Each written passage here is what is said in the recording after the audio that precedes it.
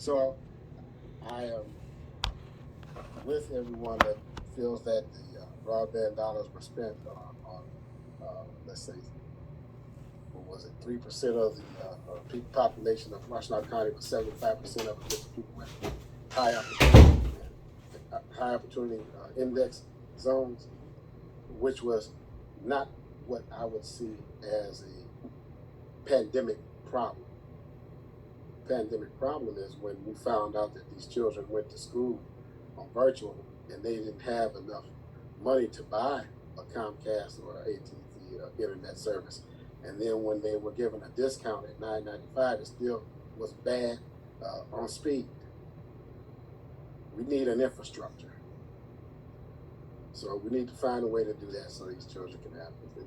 I mean, I got parents that need clothes for their children going to school,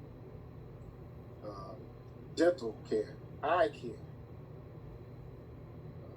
You know, we could find a way to allocate this money directly to people's homes and their families, to where they can get a stipend every week. You know, there's a way to do that. That's what this money is for. So I'm just making sure that everyone understands that this is something that if we don't move and change the way that we've been thinking, then the opportunity that this group has will pass us by. This is the group. We were brought here at this time for this reason, and therefore we need to try to make a real big dent in poverty and in the discretions and the disparities that we see in our low-income homes. Thank you. Any other commissioners that want to give comment back? I saw a hand, but the hand went away. And any other comments?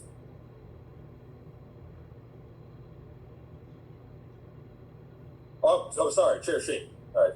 Time to check the virtual and the real hands. Thank you, Chair. No, I did put out my hand and then I took it away. And Commissioner Jefferson, I appreciate your comments. And I want to say that, you know, since I have been a commissioner, I have consistently committed to supporting proposals that you would bring forward in this. And I think that, you know, if we can work together between now and our next allocation, which doesn't have a date certain, we can do a lot of really good things. And so I am really excited about working together to get that done with you and all of the commissioners. I believe I heard support from all of the commissioners tonight for that work. So thank you. All right, we're in round 2 of comments now. So anyone else that wants to comment as part of round 2 before we move on? Not seeing any. Okay. All right. All right. I will wrap us up with this part of the agenda. Then I want to thank everybody that called in to give public comment. I know that there's a lot going on in our community right now, and it's tough to make the time to call into a meeting like this to share your concerns. I hope everyone knows that we really take your concerns that are expressed either via email or when you take the time to come to a meeting like this. We take those very seriously. As one of the callers mentioned, I live in a neighborhood where the gun violence that we've been talking about has recently occurred, and you know, those gunshots and the high-speed chases sometimes, I mean, those are going down my streets and happen in the middle of the night. So I get it. I know. I've had several conversations, I know other commissioners have too, with some of those organizations that were listed off earlier to figure out how do we come up with a continuum of services so we can really try to combat gun violence at its root. This has been an ongoing issue in our community, and you all are correct, the callers that called in, that we have an opportunity here with the funding we have to make some transformational change. And I believe that if we're thoughtful, we can do that. So now I'm going to move on now to the next piece of the agenda. I think we have a special order of business, and I'm going to turn it over to Chair Shink to chair for now. Thank you, Commissioner Hodge. For those who are unaware, it is currently Hispanic Heritage Month. Later this evening, the board will be considering 2 resolutions related to this. We want to take a moment to read these resolutions now while everyone is still tuned into our call. The first is recognizing Hispanic Heritage Month in Washtenaw County for the first time. The second is thanking Hispanic and Latinx organizers for their partnership in expanding COVID-19 vaccine access. I will now look to my fellow commissioners, Commissioner Sanders and Commissioner Hodge, to read these resolutions. We also have a translator who will read the resolutions in Spanish. Commissioner Sanders? Whereas Hispanic Heritage Month began in 1968 as Hispanic Heritage Week and was expanded into a month-long celebration in 1988, and whereas Hispanic Heritage Month is observed from September 15th through October 15th each year, and whereas September 15th is significant because it's the anniversary of the independence of Costa Rica, El Salvador, Guatemala, Honduras, and Nicaragua. And whereas September 16th and September 18th are significant because they are the dates when Mexico and Chile celebrate Independence Day, respectively, whereas Hispanic and Latinx community members make up 5.6% of residents in the state of Michigan and just under 5% of the total population of Washtenaw County. And whereas Hispanic Americans represent the backbone of the Washtenaw County community, culture, and economy, working and leading in every sector: education, healthcare, retail, hospitality, construction, housing, law, nonprofit, law enforcement, and the arts. And whereas Hispanic Americans have held offices at many levels of government in the United States, including Justice Sonia Sotomayor and of the Supreme Court of the United States, Senator Ben Ray Lujan of New Mexico, Senator Bob Mendez of New Jersey, Senator Catherine Cortez Masto of Nevada, Senator Ted Cruz of Texas, and Senator Marco Rubio of Florida. And whereas Michigan elected its first Hispanic American state representative in 1998, when former state representative Belda Garza of Detroit was voted into office, 47 other state representatives of Hispanic descent have since served in the House of Representatives.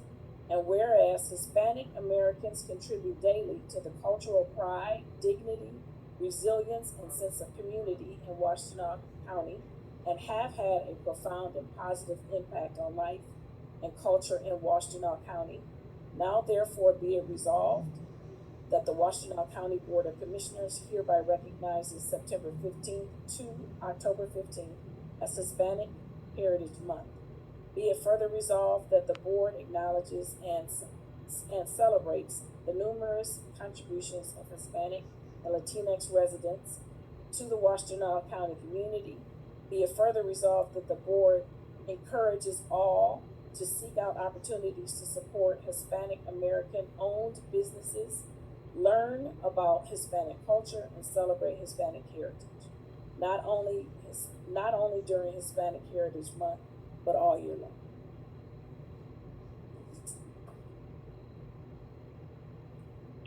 A ver, una resolución de reconocimientos por mes de la Gerencia Cultura Hispana, Junta de Comisionados del Condado de Washtenaw, considerando que el mes de Gerencia Cultural Hispana comienza en 9078 como Semana de la Gerencia Cultural Hispana y se expande a una celebración de un mes en 1988 y considerando que el mes de Gerencia Cultura Hispana se observa en el 15 de septiembre hasta el 15 de octubre de cada año, y considerando que en el 15 de septiembre es significado porque es el aniversario de la independencia de Costa Rica, El Salvador, Guatemala, Honduras y Nicaragua, y considerando que el 16 y el 18 de septiembre son importantes porque son las fechas en las que México y Chile celebran el Día de la independencia respectivamente, y considerando que los miembros de la comunidad hispana y latinx constituyen el 5.6% de los residentes en el estado de Michigan y pocos menos del 5% de la población total en el condado de Washington. Y considerando que los hispanos americanos representan la columna vertebral de la comunidad y la cultura y la economía del condado de Washington, trabajando y liderando en todos los sectores: educación, atención médica, comercio minoristas, hotelería, construcción, vivienda, derecho, organizaciones sin fines de lucro, orden público y las artes. Y considerando que los hispanoamericanos ocupan cargos en muchos niveles de gobierno en los Estados Unidos, entre ellos la jueza Sonia Sotomayor del Tribunal Supremo de los Estados Unidos, el senador Ben Ray Luján de Nuevo México, el senador Bob Méndez de Nueva Jersey, la senadora Catherine Cortés Masto de Nevada, el senador de Cruz de Texas y el senador Marco Rubio de Florida. Y considerando que Michigan eligió a su primer representante estatal hispanoamericano en 1998, cuando la expresidente Estal Belda Garza de Detroit ganó la votación para ocupar el cargo. Desde entonces, otros 47 representantes estatales de ascendencia hispana han servido en la Cámara de Representantes, y consideraron los hispanoamericanos contribuyen al diálogo, al orgullo cultural, la dignidad, la resiliencia y sentido de comunidad, y en el condado de Washington han tenido un impacto profundo y positivo en la vida de la cultura del condado de Washington. Ahora, por lo tanto, se resuelve la Junta de Comisionados del condado de Washington, cual reconozca los días de 15 de septiembre al 15 de octubre como el mes de herencia cultural hispana.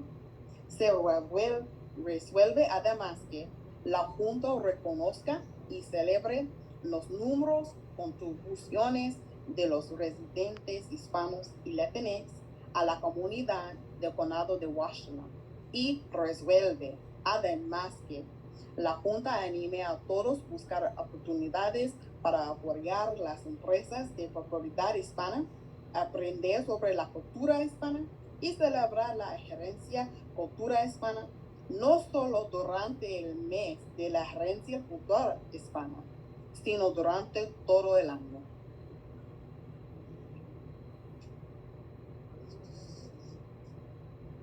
Thank you, Commissioner Hodge. We'll now read the resolution about Hispanic and Latinx organizers in English. Excellent, thank you. So I have the honor of reading the resolution honoring Hispanic and Latinx organizers for the continued partnership in expanding COVID-19 vaccine access for Spanish-speaking residents in Washtenaw County. Whereas, since the beginning of the COVID-19 pandemic in March of 2020, Washtenaw County has experienced disproportionate positive cases in its eastern zip code and its Hispanic, Latinx, and Black communities. And whereas Hispanic residents represent just under 5% of the population of Washtenaw County residents and 6% of positive COVID-19 cases as of September 16th, 2021. And whereas essential service industry workers of Washtenaw County are represented in bulk by Hispanic and Latinx individuals who have worked continuously during the pandemic at jobs that are largely invisible but crucial to the ecosystem and economy of Washtenaw County. And whereas language access has served as a barrier to information and to vaccine appointments for Washtenaw County's immigrant and Spanish-speaking population. And whereas Washtenaw County organizers and advocates in the Hispanic and Latinx community have formed partnerships with the Health Department, Racial Equity Office, and Office of Community and Economic Development that resulted in increased access to COVID-19 testing, vaccines, and essential supplies to the most vulnerable, hardest hit populations in the county.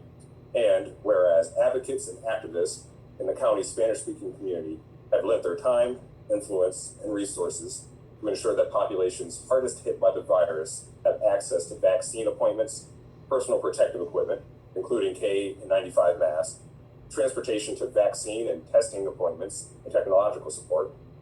And whereas the ongoing partnership of Spanish-speaking organizers and advocates have ensured that materials are made available in Spanish and that interpreters and translators are consistently present at community clinics, often as non-compensated volunteers. And whereas since the beginning of this partnership, community-based COVID-19 vaccination clinics have been held or are planned at manufactured home communities, restaurants, and places of worship in Ypsilanti Township, Pittsfield Township, and Ann Arbor, reflective of the most impacted populations of the county. And whereas thanks to their ongoing partnership, nearly 3,000 Hispanic residents have received at least one dose of the COVID-19 vaccine. Those doses have been administered to community members who, without the advocacy and efforts of these staunch advocates, may not have had timely access to COVID-19 vaccination appointments or testing. And whereas Maria Vilitzer has participated in the Health Department's Community Voices space, providing crucial insight and advocacy around outreach and language access strategies for reaching Hispanic and Latinx residents. And whereas Dr. Militzer and the membership of Mexicensis in Michigan have dedicated countless volunteer hours to coordinating and marketing clinics in partnership with county departments and assisting Spanish-speaking residents navigating all parts of the vaccination process. And whereas Spring Quinones of the Washtenaw County Health Plan was crucial in mobilizing a network of volunteers to market and provide accessible access to vaccination and testing clinics.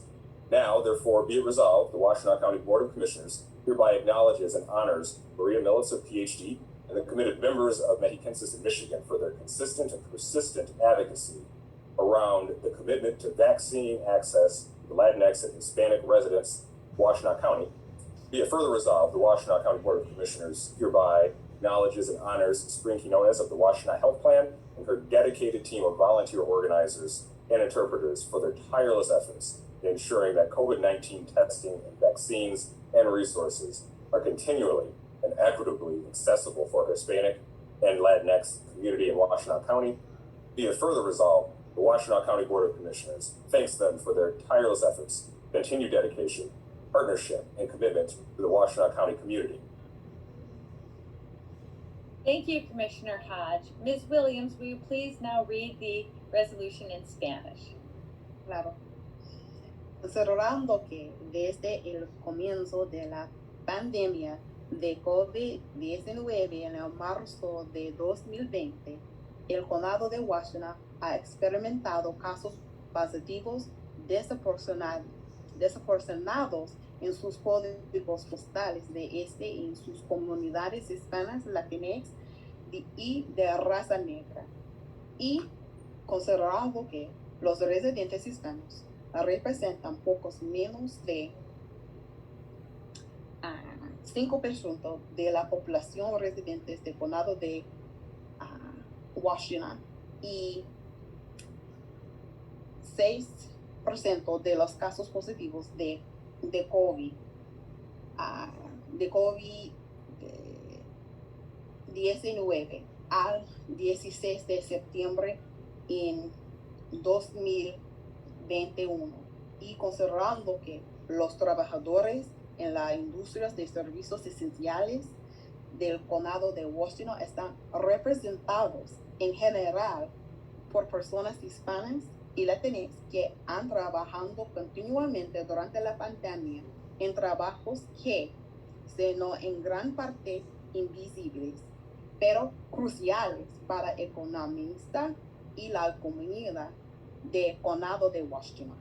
Considerando que el acceso del idioma ha sido una barrera para la información y las citas de vacunas para la población inmigrante y de habla hispana del condado de Washington, y considerando que las organizaciones y defensores del condado de Washington en la comunidad hispana y latinx han formado asociaciones con el Departamento de Salud, la Oficina de Equidad Racial y la Oficina de Desarrollo Económico y Comunitario, que han dado como un resultado un mayor acceso a las pruebas de COVID-19, vacunas y suministros esenciales para las vulnerables y para las poblaciones más afectadas en el condado, y considerando que defensores y activistas de la comunidad hispanohablante del condado han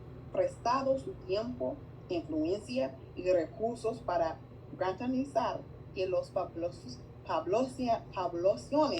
más afectadas por el virus tengan acceso a citas para vacunas, equipo de protección personal, incluidas máscaras KN95, transporte a citas para vacunas y pruebas,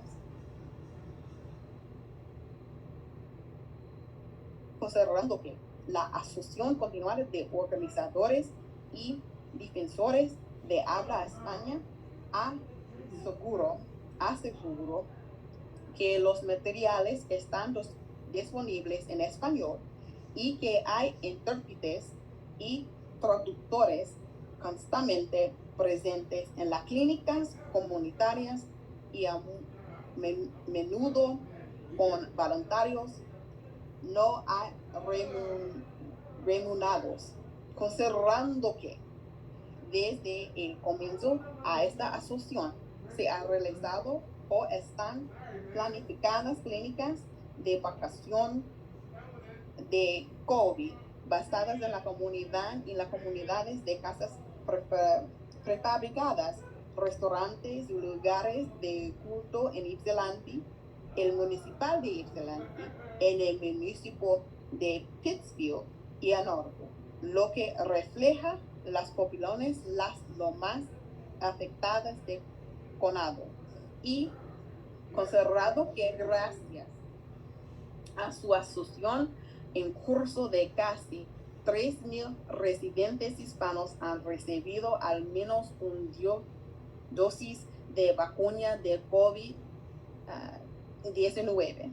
Esas dosis se han administrado a miembros de la comunidad que de la defensa y los esfuerzos de estos defensores incondicionales podrían no haber tenido acceso oportuno a las citas para la vacuna de COVID-19 o para hacerse pruebas, y considerando que María Milzer ha participado en el espacio Voces de la Comunidad de Departamento de Salud, brindando información y defensa cruciales y no todas las estrategias de alcance y acceso al idioma para llegar a los residentes hispanos y latinos, y considerando que el doctor Milzer y los miembros mexiquenses y mexicanos han dedicado innumerables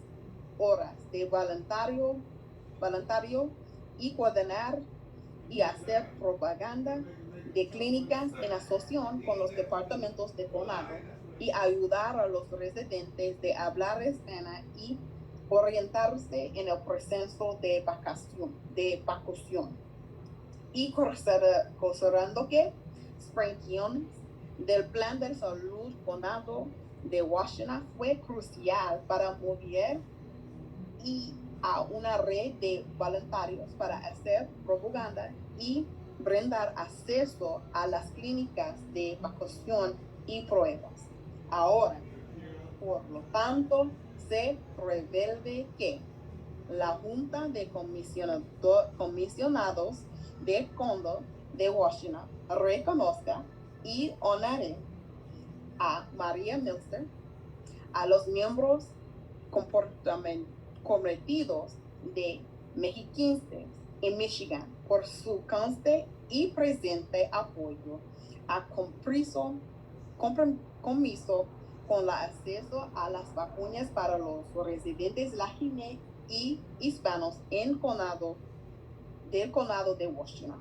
Se revela además que la Junta de Comisionados del Condado de Washington por la presente reconozca y honre de Springfield del Plan de Salud de Washington y sus dedicados equipos y organizadores y intérpretes voluntarios para sus incansables esfuerzos para garantizar que las pruebas, las vacunas de COVID-19 y los recursos sean accesibles de manera continua y equitativa para nuestra comunidad hispana y latina en el condado de Washington. Se resuelve además que la Junta de Comisionados del Condado de Washington les agradezca por sus incansables esfuerzos, dedicación continua, asociación y compromiso con la comunidad de Washington. Thank you. We are honored tonight to have Dr. Militzer and Ms. Trinidad from Mexicenses who would in our Zoom screen tonight with us, and then also Spring Quinones and Jeremy Lapidus are with us also from the Washington Health Plan. Dr. Militzer, would you like to say a few words?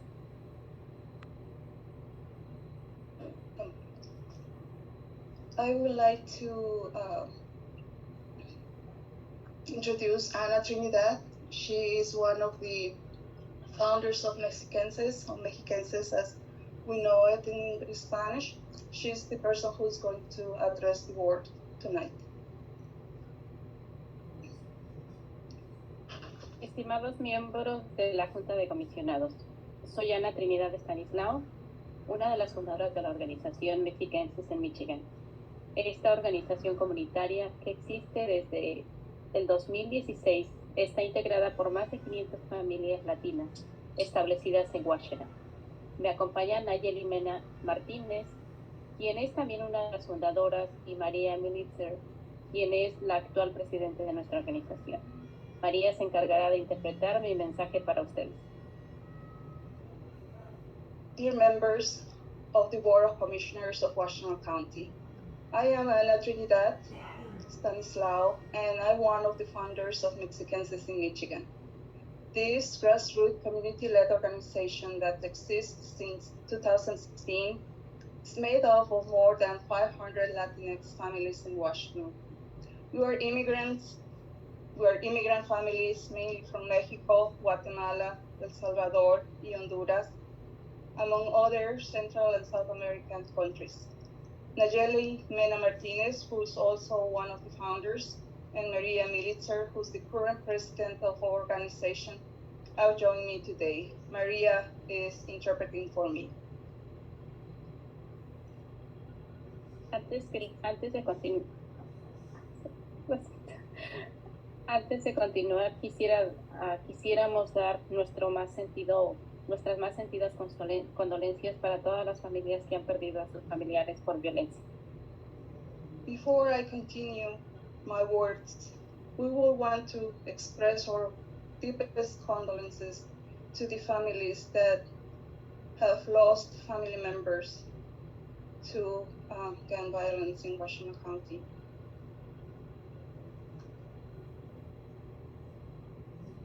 Agradecemos infinitamente esta distinción que recibimos por parte de la Junta de Comisionados del Condado de Washington. Agradecemos también a la Oficina de Equidad Racial del Condado por crear este espacio en esta importante reunión. Este espacio nos brinda la oportunidad de hacernos visibles a todos ustedes, de ser escuchados y de compartir con ustedes las diferentes actividades que hemos realizado en beneficio de las comunidades latinas inmigrantes en el condado. Nuestra participación en las clínicas de vacunación contra el COVID-19 ha permitido que muchas personas puedan recibir sus vacunas contra este virus. que ha causado estragos no solo en las comunidades latinas inmigrantes, sino también en las comunidades afroamericanas y en otras comunidades minoritarias que no cuentan con el acceso suficiente a los recursos de salud, educación y seguridad que existen en el condado de Washington. We are deeply grateful for this distinction we received today from the Washington County Board of Commissioners and to the county's Racial Equity Office for creating this space at this important meeting. This space gives us the opportunity to make ourselves visible to all of you, to be heard, and to share with you the different activities we have carried out for the benefit of the Latinx immigrant communities in the county. Our participation in COVID vaccine clinics has allowed many people to receive their vaccines against this virus that has negatively impacted not only Latinx, immigrant, and mixed status communities, but also the African American communities and other communities of color that do not have sufficient access to healthcare resources, education, and safety that exist in Washington County. Desde el inicio de la pandemia, cuando vimos que perdimos nuestros trabajos, nuestras viviendas y nuestros hijos de participar en la educación virtual, nos organizamos como una sola comunidad y actuamos para que el impacto de la pandemia fuera mucho menor. Since the beginning of the pandemic, when we lost our sources of income or jobs, and our children couldn't take part of virtual school classes, we organized ourselves as a single community and acted upon so that impact of the pandemic was much less. A pesar de todos nuestros esfuerzos, no pudimos evitar la pérdida irreparable de familiares, amigos y vecinos a causa del virus. Hicimos lo que pudimos para informar a nuestras comunidades de los riesgos y medidas de prevención para evitar la infección. Distribuimos máscaras, guantes, productos de limpieza, traducimos al español mensajes del Departamento de Salud y distribuíamos estos mensajes en Facebook o en WhatsApp. Despite all of our efforts, we couldn't prevent the loss of family members, friends, and neighbors to the virus. But we did what we could to inform our communities of the risks and prevention measures to avoid infection and death. We distributed masks, gloves, and cleaning supplies. We translated messages into Spanish from the health department and distributed these messages on Facebook and WhatsApp. También, junto a otras organizaciones comunitarias como Wicker y la Iglesia de San Francisco de Asís, United Way y Ann Arbor Area Community Foundation, pero sobre todo con el apoyo de la comunidad en general y decenas de voluntarios, pudimos recaudar más de $250,000 que fueron distribuidos entre más de 1,000 familias que no eran elegibles para recibir los apoyos del gobierno o compensación por pérdida de trabajo. Also, together with other community organizations such as Wicker and San Francis of Assisi Church, United Way, and the Ann Arbor Area Community Foundation, and with the support of the community at large and dozens of volunteers, we were able to raise more than $250,000 that were distributed among more than 1,000 Latinx immigrant and mixed status families who were not eligible to receive any type of government assistance or unemployment compensation. Cuando las vacunas fueron aprobadas para prevenir los efectos del virus, debido a las diferencias de idioma y el poco acceso a la tecnología, entre otras barreras que enfrentamos cada día, tuvimos que crear nuestras propias soluciones para poder hacer posible que nuestras comunidades pudieran vacunarse. A la fecha, como resultado de estos esfuerzos, más de 1,800 latinos se han vacunado en clínicas comunitarias organizadas por mexiquenses en colaboración con el Departamento de Salud, Washington Health Plan, Packer Health, la Iglesia de San Francisco de Asís, negocios latinos y decenas de voluntarios. En particular, Queremos agradecer los esfuerzos de Spring Quiñones del Washington Health Plan y Ellen Ward de la Iglesia de San Francisco de Asís para lograr que las clínicas de vacunación comunitaria pudieran llevarse a cabo. When vaccines were approved to prevent the effects of the virus, due to language differences and limited access to technology, among other barriers that we face every day, we have to create our own solutions to make it possible for our communities to get vaccinated. Today, as a result of these efforts, more than 2,000, and I heard before 3,000 Latinx have been vaccinated in community clinics organized by Mexicenses in collaboration with the Health Department, Washington Health Plan, Packard Health, San Francis of Assisi Church, several Latinx businesses, and dozens of bilingual volunteers. We want to express our gratitude to Spring Quiñones from the Washington Health Plan and Ellen Ward from San Francis of Assisi Church for their efforts that made these community clinics possible. Queremos aprovechar este momento y espacio para reiterar que Mexicenses en Michigan es una organización en la que todos sus miembros somos voluntarios, que después de nuestras jornadas de trabajo como cocineros en restaurantes, empleados de limpieza en hospitales y hoteles, jardineros y trabajadores del campo y de construcción, nos empeñamos en cambiar nuestras circunstancias, en crear espacios justos en esta sociedad y oportunidades para que nuestras familias, para que junto con sus familias podamos crear soluciones justas y equitativas para todos.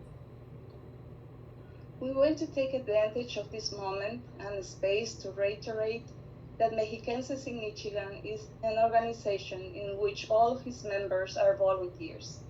Members that after work days as cooks in restaurants, cleaning employees in hospitals, hotels, and private homes, landscaping and construction worker, we get together to change our circumstances, to create just and fair spaces in this society and opportunities for our families, so that together with your families, we can create fair and equitable solutions for all.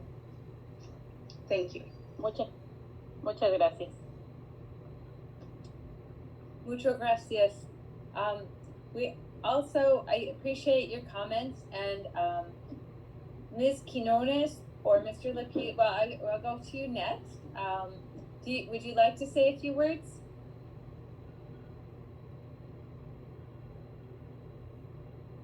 Yes, hello, good evening, everyone. My name is Spring Quiñones, and I would like to thank the Supreme Board of Commissioners for this recognition. As the daughter of immigrants and an immigrant myself, I am both humbled and honored to receive this award as we celebrate the first time Hispanic Heritage Month here in our county. I want to say a special thank you to my parents who are tuning in from Brooklyn, New York, as this is especially rewarding for them to see their children fulfilling what they came here to accomplish for us, for their family, that their sacrifice and their love is what has formed my passion to serve my community. It was the resiliency, the unity, the dedication of our Latinx community here in our county that we join forces together with our community partners, with the Washington County Health Department, with other community organizations. I also saw some of the commissioners volunteering at some of these community clinics as well, which was extremely motivating and inspirational for our community to see that as well, as we created a safer and a healthier Washington County. As we get ready to celebrate El Día de los Muertos, Day of the Dead, where we celebrate our loved ones, I want to humbly accept this honor in memory of all of our loved ones who have passed away due to COVID-19. There's still a lot of work to be done, and as we have shown that together we are stronger, we look forward to continue to make a difference in our county. Thank you very much. Mrs. Nanda. Thank you. And Mr. Lapidus? I just want to say thanks to Maria, Spring, Anna, Nayeli, and everybody else who volunteered. I got to witness some of their efforts, and it was really, really impressive. It was really an honor to be a part of it. I think it's a great example of partnership between grassroots organizations, the Washington Health Plan, and the county. And I hope that we can build on it in the years to come. So, gracias a Maria, Spring, Ana, y todos. Han hecho mucho y hay mucho más para hacer. Gracias. You've done a lot, and there's much more to do. Thank you. Thank you. And it's so wonderful to be able to talk about this tonight. Commissioners, would you like to say any of the commissioners, would you like to say a few words?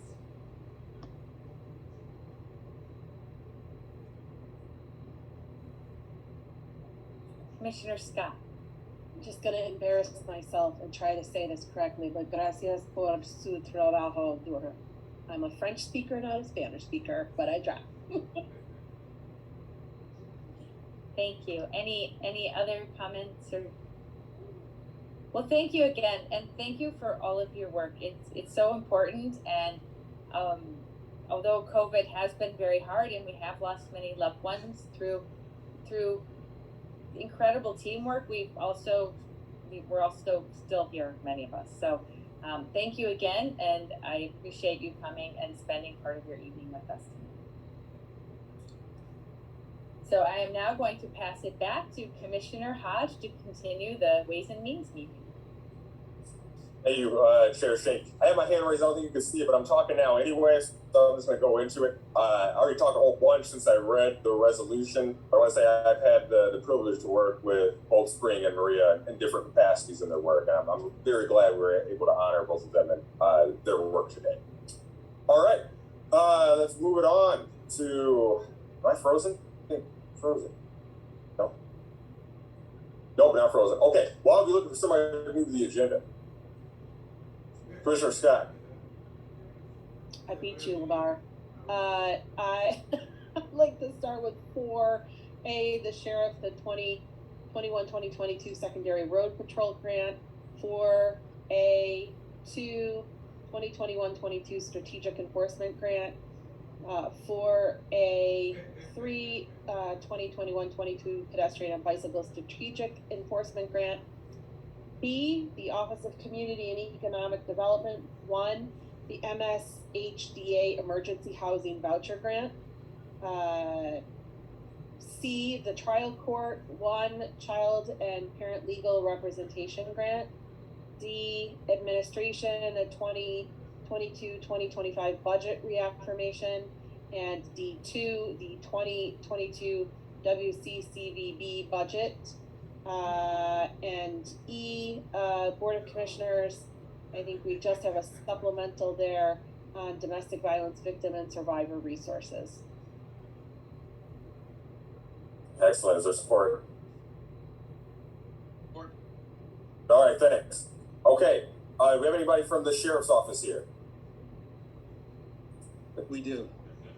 Good evening now. Hey, good evening.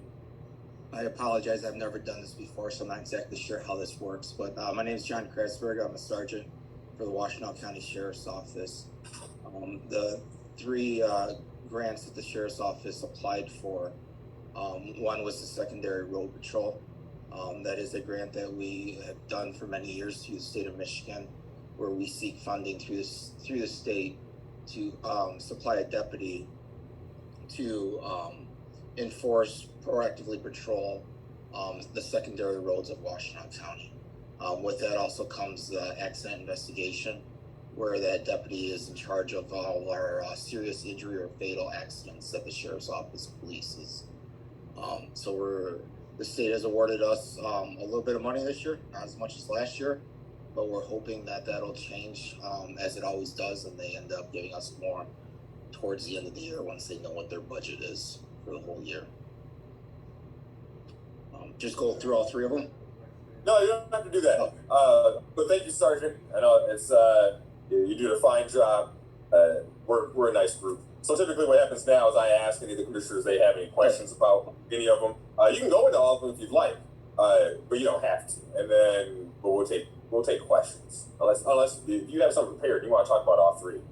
One of them is a new grant that we applied for this year, and actually the state of Michigan reached out to us, OHSP, and it's targeted for the city of Ann Arbor.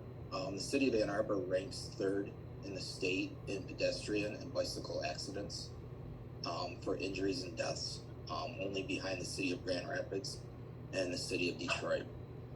So the state targeted the city of Ann Arbor this year with Ann Arbor Police Department and with us, and we put in a request to try and secure funds for that, and we got approved to do proactive education and enforcement of bicycle lanes and pedestrian crossings in the city of Ann Arbor in and around the college. Very nice. Okay. All right. Commissioners, any thoughts, questions about any of these 3 grants? Don't worry, we'll go through and we'll vote on them one by one. Commissioner Scott, I see that real life hand. Yeah, my live hand. Is that pedestrian and bicycle strategic enforcement grant going to be enforced by the sheriff and the city of Ann Arbor together? So the sheriff will be doing some of that enforcement in the city as well? Yes, ma'am. We're going to partner together in that action. Okay. Well, that will be a new thing for people in the city of Ann Arbor. Welcome. Welcome to our streets, friends. Any other commissioner questions? Comments? Okay. Not seeing any. Okay. Is that a Commissioner Sheen? Nope, that's not here. Okay. It is a little bit. Oh, sorry. Thank you. Thank you, Chair Hodge. And I guess I would just also note that when people are in the top line, for some of us, we can't see the fake hand, you can only see the real hand. But I just wanted to thank you, Sergeant, thank the Sheriff Department or the Sheriff's Office for going out and getting these grants to do additional work in our community. Appreciate it. Hey, and look, I took no offense that you're not seeing the hand. I know how it is, and I knew I was going to talk again anyway, so that was I'm going to take the opportunity. Okay, any other questions for anybody? Comments? Okay, I'll close out by saying I always comment about when I love the acquisition of grants. It's always nice to see the money coming in. So let's go through and vote on the 2021-2022 Secondary Road Patrol Grant. Ray, let's call the roll. Commissioner Beeman? Yes. Commissioner Hodge? Yes. Commissioner Jefferson? Yes. Commissioner Labar? Yes. Commissioner Maciejewski? Yes. Commissioner Morgan? Yes. Commissioner Sanders? Yes. Commissioner Scott? Yes. Commissioner Schenk? Yes. Item passed. Excellent, thank you. I want to make Chair Schenk aware that I appear to be having some technical difficulties, so if I disappear for a moment, it's on you until I pop back again. All right, we're going to go for that 2021-2022 Strategic Enforcement Grant.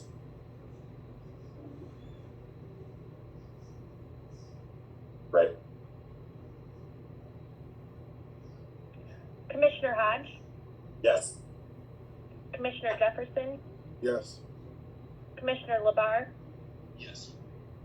Commissioner Maciejewski? Yes. Commissioner Morgan? Yes.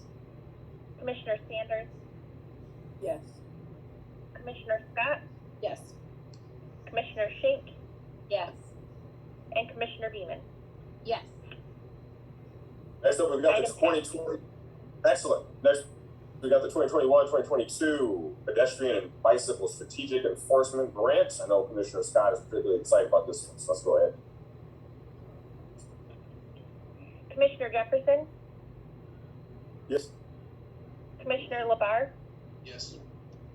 Commissioner Maciejewski? Yes. Commissioner Morgan? Yes. Commissioner Sanders, Yes. Commissioner Scott, Yes. Commissioner Schenck, Yes. Commissioner Beeman, Yes. and Commissioner Hodge. Yes. Item passed. Okay. Excellent. Thank you. Next, thank you, Sergeant. Welcome to presenting at these. We're a good group. Thank you. Have a good night. You too. Next one, we got Office of Community Economic Development, Michigan Emergency Housing Voucher Grant. Anybody from OCED here to chat with us? Oh, it's Teresa. Hi, good evening.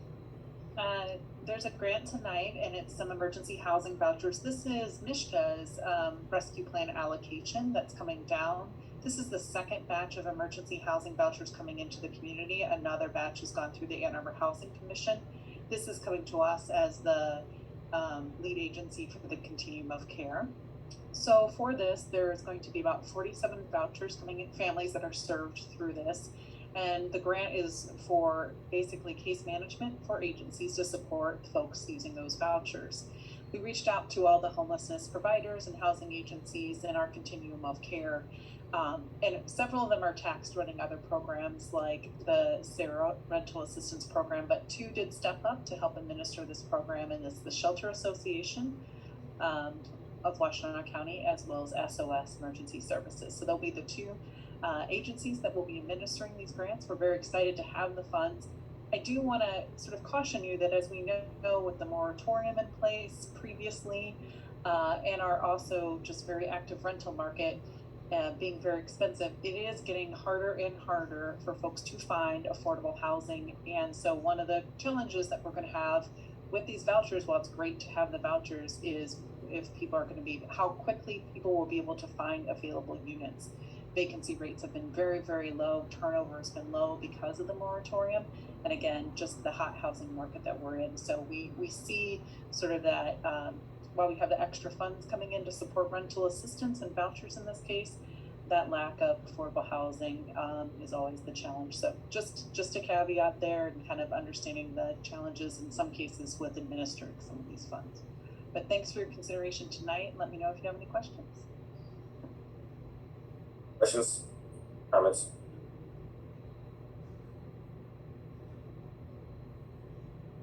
Not seeing any. Thank you, Teresa. All right, Rick.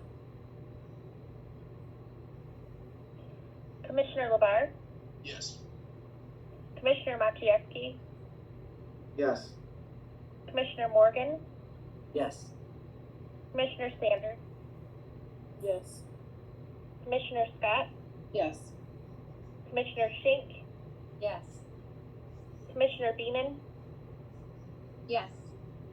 Commissioner Hodge, Yes. and Commissioner Jefferson. Yes. Item passed. All right, thank you. Next up, we've got the trial court, the Child and Parent Legal Representation Grants. Right from the trial court here. Yes, hello. This is Bob Carbeck, Deputy Trial Court Administrator, coming to you from beautiful Cadillac, Michigan. Hey there. This grant, we're asking the County Board of Commissioners to ratify our application, and actually we were approved for this grant for Title 4E Child Care and Parent Legal Representation Funds. What it would allow us to do is to provide reunification funds for indigent legal representation for families where children have been removed and placed into foster care. So, for instance, if one of the reasons a child was removed would have been for because the parent was homeless, typically in a case right now that would be up for the parent to resolve, at least the homeless part. But if they were, for instance, if they were wrongly evicted, for instance, these funds would provide for legal representation through the Michigan Advocacy Program to go to court and hopefully overturn the eviction and get the family into stable housing, which would remove a barrier to reunification. So that's just one example. There are many ways that this would work. to achieve faster permanence, to keep kids with their parents and reunify the families faster. So I'm sorry, I'm having trouble hearing you a little bit. Oh, that's okay. You know, I'm having trouble too with the internet, but I can hear you just fine. Everybody else just appears to be frozen, but I think we'll make it through. Anybody have questions or comments? If so, please use the virtual hand, because right now for me, everyone else is frozen. Is that for Robert? Okay. I hope you can see me. I can see you. I can see you. I think we're going to go ahead and, sounds great. We're going to go ahead and vote on it. Commissioner Maciejewski? Yes. Commissioner Morgan? Yes. Commissioner Sanders? Yes. Commissioner Scott?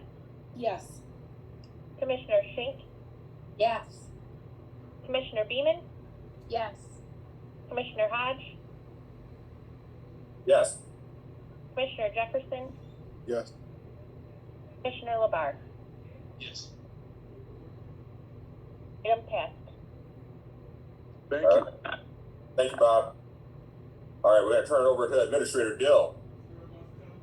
Thank you, Chair. Good evening, Commissioners. We have two items for you this evening, beginning with the 2022 through 2025 budget reaffirmation. As you know, we bring this item to you every year. It's balanced in its current form. Certainly want to, and certainly understand that you all will have an opportunity to address anything that you'd like to change in this. Tina Cavalier is here this evening and might want to make some comments and fill in some of the specific details around this. But I just want to say to the commissioners and the rest of the organization, thank you for your discipline around the finances of this organization. We're only able to provide services to the community through the stewardship of resources that come in.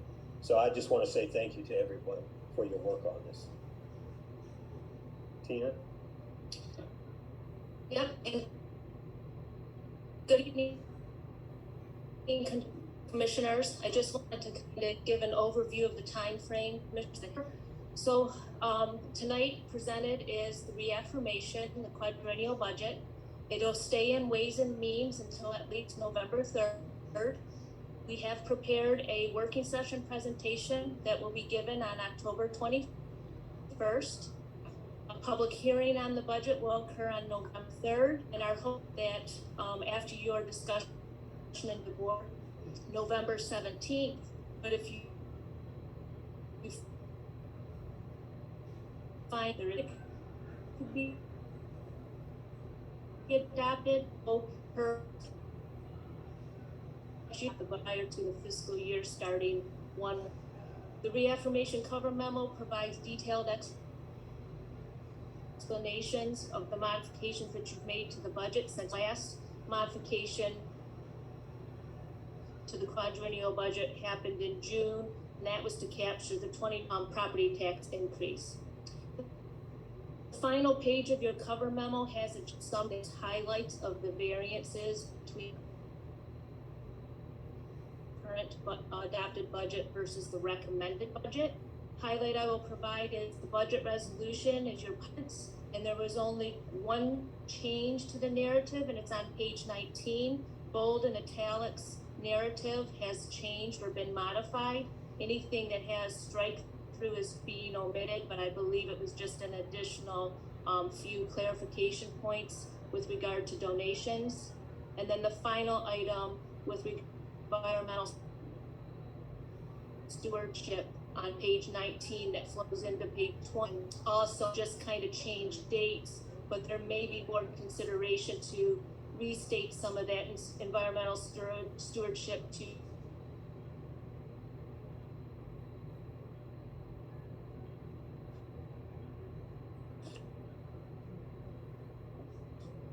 I think we might have lost Tina.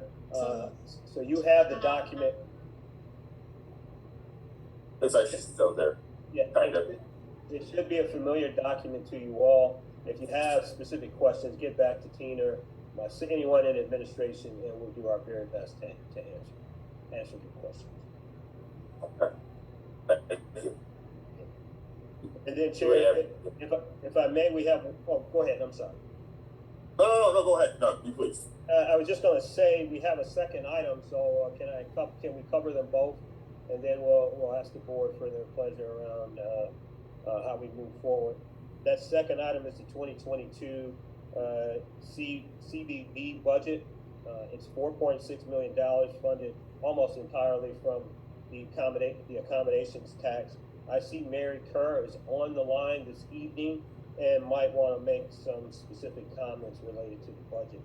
It is a little bit of an increase from 2021, so I'm happy to see things kind of trending up a little bit. But Mary, I don't know if you want to make any specific comments about this. Thank you very much. No, really, just a few comments that I have about it, if I may. This year, Destination Ann Arbor, we're projecting a balanced budget, or as I should say, for next year, as you can see. After the hardship of COVID leaving our organization cut by over 58%, 2022 is looking a little brighter. Forecasts are showing a slow but meaningful recovery of 46% over last year, but that's still far below pre-COVID years by 40%. So rebuilding efforts have been going underway with a higher promise of higher revenue. That's allowed us to bring one more furloughed staff member back with plans to bring another back next year. And so we're focusing efforts not only in our marketing plan, marketing and communications plan for 2022, which is going through a rigorous approval process through committee and our executive committee and board of directors, and we'll be presenting that to the commissioners later, but also to focus on workforce development, a huge issue with our hospitality community, and as well as reinstating for all communities in Washtenaw County outside of Ann Arbor, our CTAP, our Community Tourism Action Plan grant program that our communities apply for every year. That's been on pause, and we'd like to re-implement that next year. And also, we started in the summer of 2022 on a strategic recovery plan for the county for the next 18 months. And that plan offers 22 deliverables to help Washtenaw counties then the hard-hit hospitality community begin to rebuild. And that's our focus, is directly on the local community and those businesses for recovery efforts. In addition to that, we again continue, we promise to accomplish the goals as defined in our management agreement with Washtenaw County, or between the county and Destination Ann Arbor, including maintaining 2 fully staffed offices, one in Ann Arbor, one in Ypsilanti, and supporting a sports commission. We work very closely with both University of Michigan and Eastern Michigan University, our sports commissions. So it's been absolutely wonderful. We've got great plans for next year as well. And also creating economic growth by promoting this destination as an overnight and day visitors. These efforts detailed within the County Convention and Visitor Bureau Business and Marketing Plan, as I stated, is under rigorous review, and we will be presenting that to you by early next year. I have with us today our Vice President of Finance and Administration, Sarah Miller, and we would be more than happy to answer any specific questions. I know I went through that and not in great detail, but I would be more than happy to answer any questions, and Sarah again as well.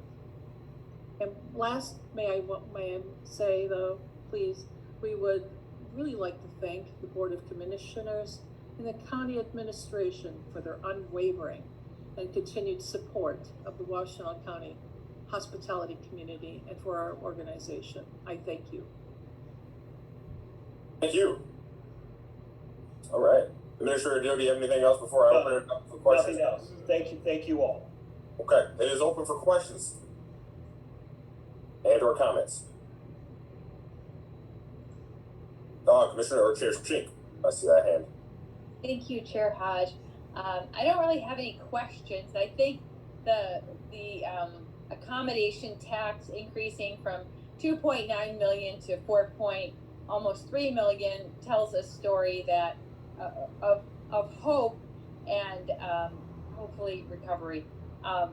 So I appreciate the work of Destination Ann Arbor throughout the pandemic. I know it's been a tough time, and you are always very creative and always very supportive of our broader community, and I really appreciate that. So I just wanted to say that tonight. Thank you, Commissioner Shea. Mr. Morgan. Thank you, Chair. First, quick comment on CVB. Just thank you to Mary Kerr and all of her staff. I think the CVB has just continued to do such an incredible job trying to help our restaurants and the hospitality industry through the COVID-19 storm, while also facing significant cut to their budget themselves. And I just have been so impressed and appreciative of Mary and her team's work and the challenging and difficult decisions they've had to make within their own organization to keep things afloat. So thank you, Mary. To the budget, I know we'll discuss the budget when we get to a point of presenting it at working session, but I guess I want to ask for a few things. Well, actually, first I have a question, which is, when is the last time have we had a full budget process rather than a reauthorization? Greg, is it something you know, or Tina? Tina, I can't remember the last time. It was 2018 for 2019 through 2022. Next year is scheduled a full budget development year for 2023 through 2026. Okay, excellent. I think there was some reason why we did a reauthorization rather than a complete process in 2018. I forget exactly what it was, but I know there was a good reason. So I would look forward to a robust process next year. I think that is something that we certainly need, given new funds coming in, new challenges and needs of the county, and as we're thinking about all these rescue plan dollars, how that fits into the framework of what we're doing already. So I really hope that we'll have a robust engagement process next year. So that would be my hope. I do have a few requests as we get to within the next couple of weeks here. My hope is that we would have some formal process for engagement with department leaders. I know we'll hear from Public Health and a proposal that they'll share with us related to the rescue plan, and I think that will be helpful. I look forward to learning about that. But I also like us to hear from OCD and other departments. I am deeply concerned about our capacity as county government. I know that we run a very tight ship in terms of being careful about our spending, particularly structural spending, but I'm really worried about our capacity and the sort of resilience of our staff if we don't invest in building more capacity. And I include administration in that. I have always been critical of more administrative staff than needed, but I think we're at a point where we do need more help and support from administration on down and from public health and OCD up. I think we need more, we need to work on that. So that's something I'd like to see, is how can we engage with departments as a board to learn more about how things are going and what the needs are.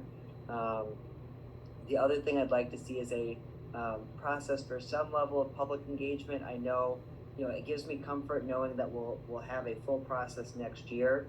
And I know we have a lot on our plate right now, so that perhaps is a bit limited.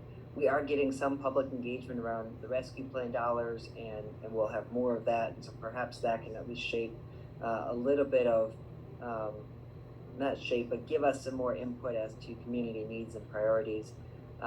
But I've stressed every single year of the budget and continue to hope that we will have a formal community input and engagement process. So maybe some of that can happen next year and a little bit less this year, but I just really feel like we have to engage more with the public around the overall budget. I proposed last year, and I again will consider proposing and something to ensure better compliance with our budget provisions. So, for example, the environmental and sustainability work, I feel like it's moving in a really good direction now. But I was concerned that we missed a lot of deadlines, and what we would do is just create a new deadline.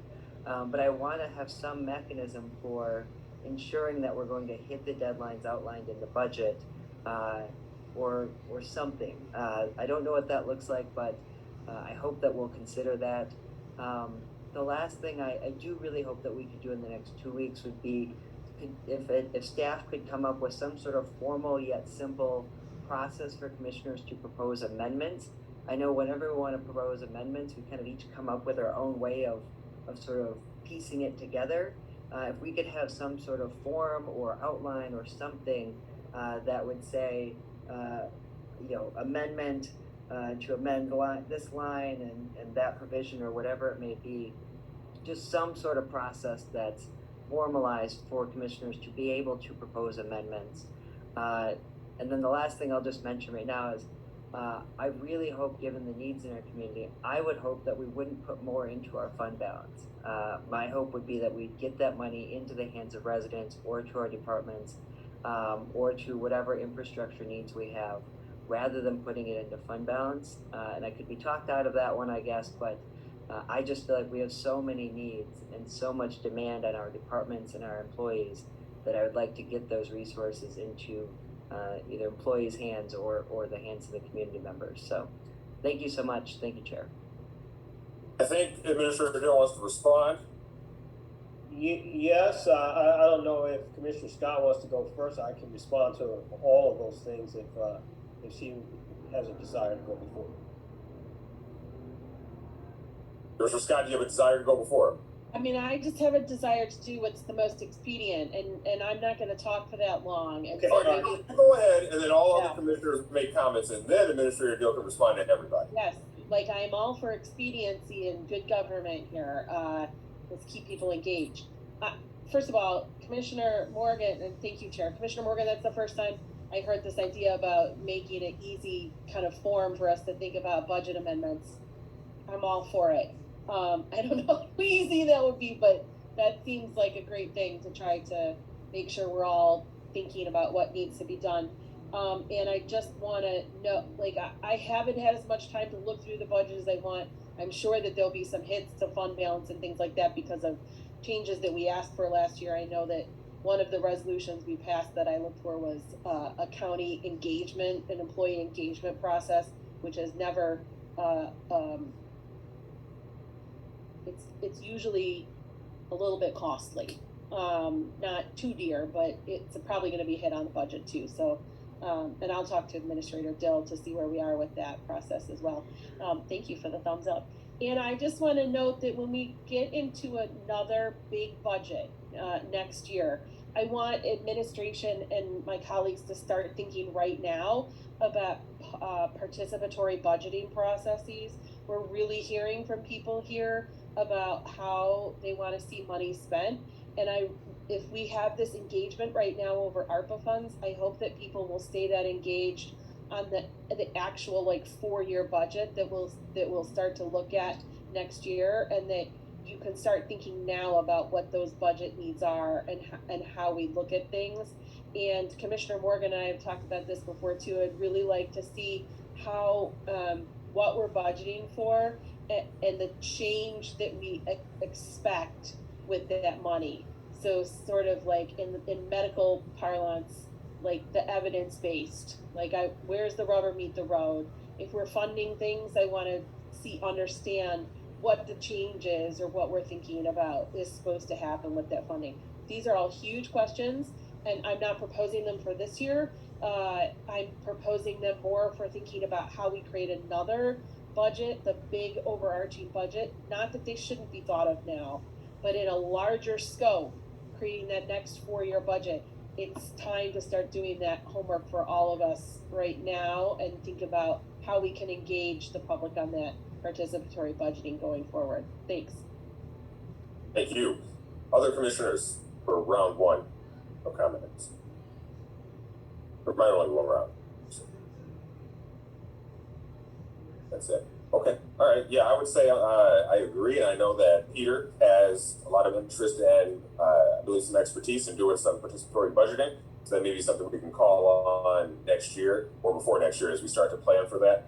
I like what Commissioner Scott mentioned around how do we make sure that data is driving our decision making while we pass that resolution. Make sure that we use the opportunity index in our programmatic and policy decisions. So I think we've laid the groundwork this year, and we can continue to lay the groundwork for next year to make sure that we are making effective decisions and we're seeing the kinds of changes following the data and metrics that we're aiming to see with how we spend resources.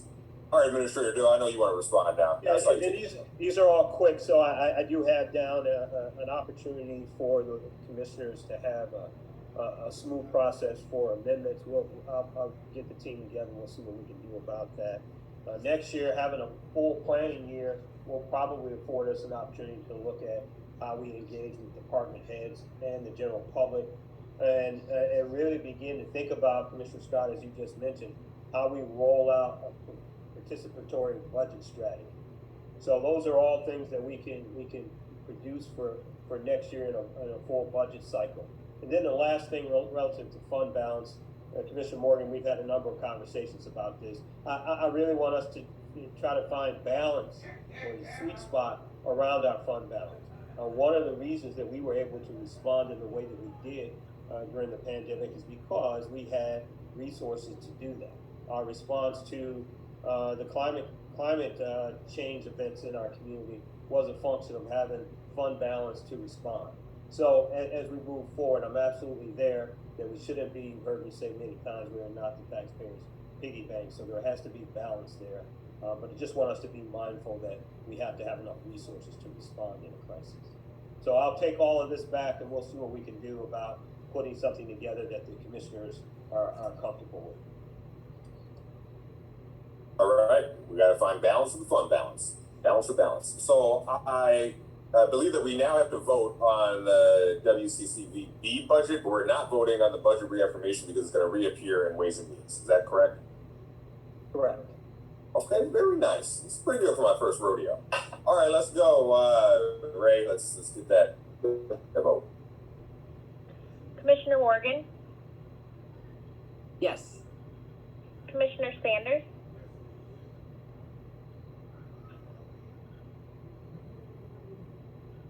Commissioner Sanders? We can't hear you, Commissioner Sanders. I think you're saying yes. Like if my lip reading is correct, sounds like an emphatic yes. Can we accept that, Ray? Okay. All right. Will we take that as a yes then? Okay. Kurt, is that a yes? Can we legally take it as a yes? Yep, she got thumbs up too. If the thumbs are up, then that's a yes. All right, Commissioner Scott? Yes. Commissioner Schenk? Yes. Commissioner Beeman? Yes. Commissioner Hodge? Yes. Commissioner Jefferson? Yes. Commissioner Labar? Yes. And Commissioner Maciejewski? Yes. Item passed. Excellent. Thank you, everybody. Okay, we're going to move on now to the supplemental that we have, and I believe I'm turning this over to Chair Schenk. Thank you, Chair Hodge. I know that there's been some talk about the situation around Safe House and some of the work that the county is doing. So I'm trying to hit a sweet spot between saying too much and not enough. After I say what I'm going to say, if people have questions, please ask me. This is something that we got into the supplemental. It's not the way I like to do things. I like to have resolutions on the agenda from the beginning, but unfortunately I wasn't able to get it prepared in time to be anything other than a supplemental. So what this resolution is asking is for an allocation of $75,000 to support survivors who either have been turned away from Safe House or have been exited before they were ready from Safe House, or who we learn about in the time going forward, who are not able to access the services of Safe House, but have been are trying to leave an abusive relationship of some kind. And Washtenaw County has contracted with Safe House for many years to provide services for survivors of domestic abuse or domestic violence and sexual assault. And this shelter would include sheltering and also advocacy that involves assisting service participants and their families with their basic needs, safety planning, counseling, referral sources, legal advocacy, employment, transportation, locating and securing housing, childcare, and follow-up after leaving the shelter.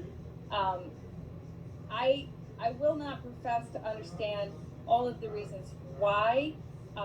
There have been some survivors who have come forward that have stated that they were exited before they were ready, or that they have been turned away from sheltering at Safe House. And the executive director did tell me that they're short-staffed, but still these people, they need services. And so Washtenaw County,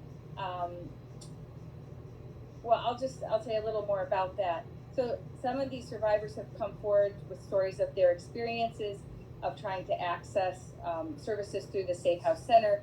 They have indicated that despite Safe House's claim of supporting all survivors, they've either been turned away or forced to leave Safe House on short notice without receiving necessary services to keep themselves and their families safe. They were not assisted in finding safe shelter or in developing a safety plan. They reported delayed or no assistance in obtaining a PPO to keep them safe from their assailant. And there have been a couple reports of people having been turned away without having resolved the issues that were the direct result of the actions of their assailants, and that make them susceptible to future violence and control. And so as a direct result of this, county employees, commissioners, community organizations, and residents have spent many hours in the last several weeks responding to the needs and services necessary for the safety and well-being of survivors that Safe House has not been able to meet. And so despite this ad hoc work, there still remains a gap in services due to Safe House's inability to live up to their mission at this point. And so multiple survivors and their children remain in the community without adequate support or services. Some of the survivors believe that they are still in extreme danger due to the inability or unwillingness of Safe House to provide services to them. And so I worked on this resolution so that, one, we could talk about this publicly, and so we could also make it clear that we're here to support survivors and to give our administrator, who does have authority for this kind of amount, but to give him full board support for the work that he's been doing to support and his staff to support survivors. And I will say, I've talked to a number of survivors, and so and have been actively assisting connecting them with county resources. And so I truly believe that this is necessary to have the conversation, and also to allocate this money with the idea that we would be getting a timeline from administration and a list of deliverables around that. And so the amount is for $75,000. I will also say, before I stop talking for a moment, that Administrator Dill does have an update during his report of the county administrator. And then during my report of the chair of the board, I have invited several survivors to tell very succinctly a bit about their experiences. So does anyone, go ahead, sorry. Yeah, thank you, Chair Shane. Before I open up for questions, I just want to point out that I know that the board does not like when the supplementals come up, that sometimes there's a tendency to vote against the supplemental just by the nature of it from a philosophical perspective. I want to say that Chair Shink has spent a tremendous amount of time on this, as has Administrator Dill and his team, and I've done what I can to work alongside them on this. This has been a very fast-moving situation. If it could have not been a supplemental, it wouldn't have been. But the urgency of the situation requires us to act now, and because of that, that's why we have this as a supplemental. So I would ask that everyone consider that as we have this discussion, and consider that as you think about how you're going to vote. Now I'll open up for questions or comments. Commissioner LeBar. I'll certainly support this. I think this is a good thing for us to do at this point. I do think it would be a good time for this board to get a review, either a working session or via document about the background and purpose of Safe House, the county's relationship with it, including the millage for the building and the ownership there, the mandated services, which I don't believe we technically have provided through Safe House mandated services, but rather discretionary services, which for obvious reasons, this community fully supports and expects to provide. So just some background. Unfortunately, I think we're in a place where we can all use a refresh on that as we go forward. And then just in terms of the supplemental nature, I get it. I think we all appreciate seeing something ahead of time, but we all have the ability as individual commissioners to bring something from the board. So I'll certainly be supporting it. I hope others will too. Thanks. Thank you. Anyone else? Commissioner Mush, yes. Thank you, Mr. Chair. I want to thank Chairwoman Shink and others on the commission who have contributed to this process and worked on this issue recently. I want to thank Commissioner Shink as well for the time that she spent with me updating me on the phone recently. A lot of work has been put in very quickly, as has been mentioned, and I concur with the previous comments. Although this is not the way we prefer to do things, this is a true dire emergency situation. We need to take action. So again, thank my colleagues in administration for bringing this forward tonight for us to consider, and I look forward to supporting it as well. Commissioner Morgan. Thank you, Chair. Chair Shink, I think I have a question here. Thank you very much for bringing this resolution forward. I know you've been working incredibly hard on this, as well as several other commissioners. I guess my concern is not at all about allocating $75,000 to support victims and survivors, but that concern that we're spending $156,000 annually to support Safe House to do this work. And so my question is and maybe you've already thought about this, shouldn't we, if we're not getting the results or we're not seeing people, residents being supported through Safe House, shouldn't we redirect the funds that we're allocating to Safe House to some other source until or unless we can address the concerns with Safe House? I guess I'm really asking, I'm not trying to imply anything here, but if we're already allocating funds to support victims and survivors, and we're not actually having victims and survivors being supported through Safe House, is there should we redirect funds rather than allocating more, I guess is my question. Thank you. So I don't know if Chair she wants to answer that just yet, but I know that some of that may come up in Administrator Dill's report. Chair Shink, whatever you'd like to add at this point, please. Okay, thank you. I'll just say quickly, Commissioner Morgan, yeah, that's a good question. My purpose in bringing forward this resolution tonight was to be clear about what's happening, to make sure that the board is fully aware of what's happening, to support administration in the work of supporting these survivors, and then to give us some time to sort out just those questions that you're talking about, which I think are not questions that we want to answer in a rush of any kind.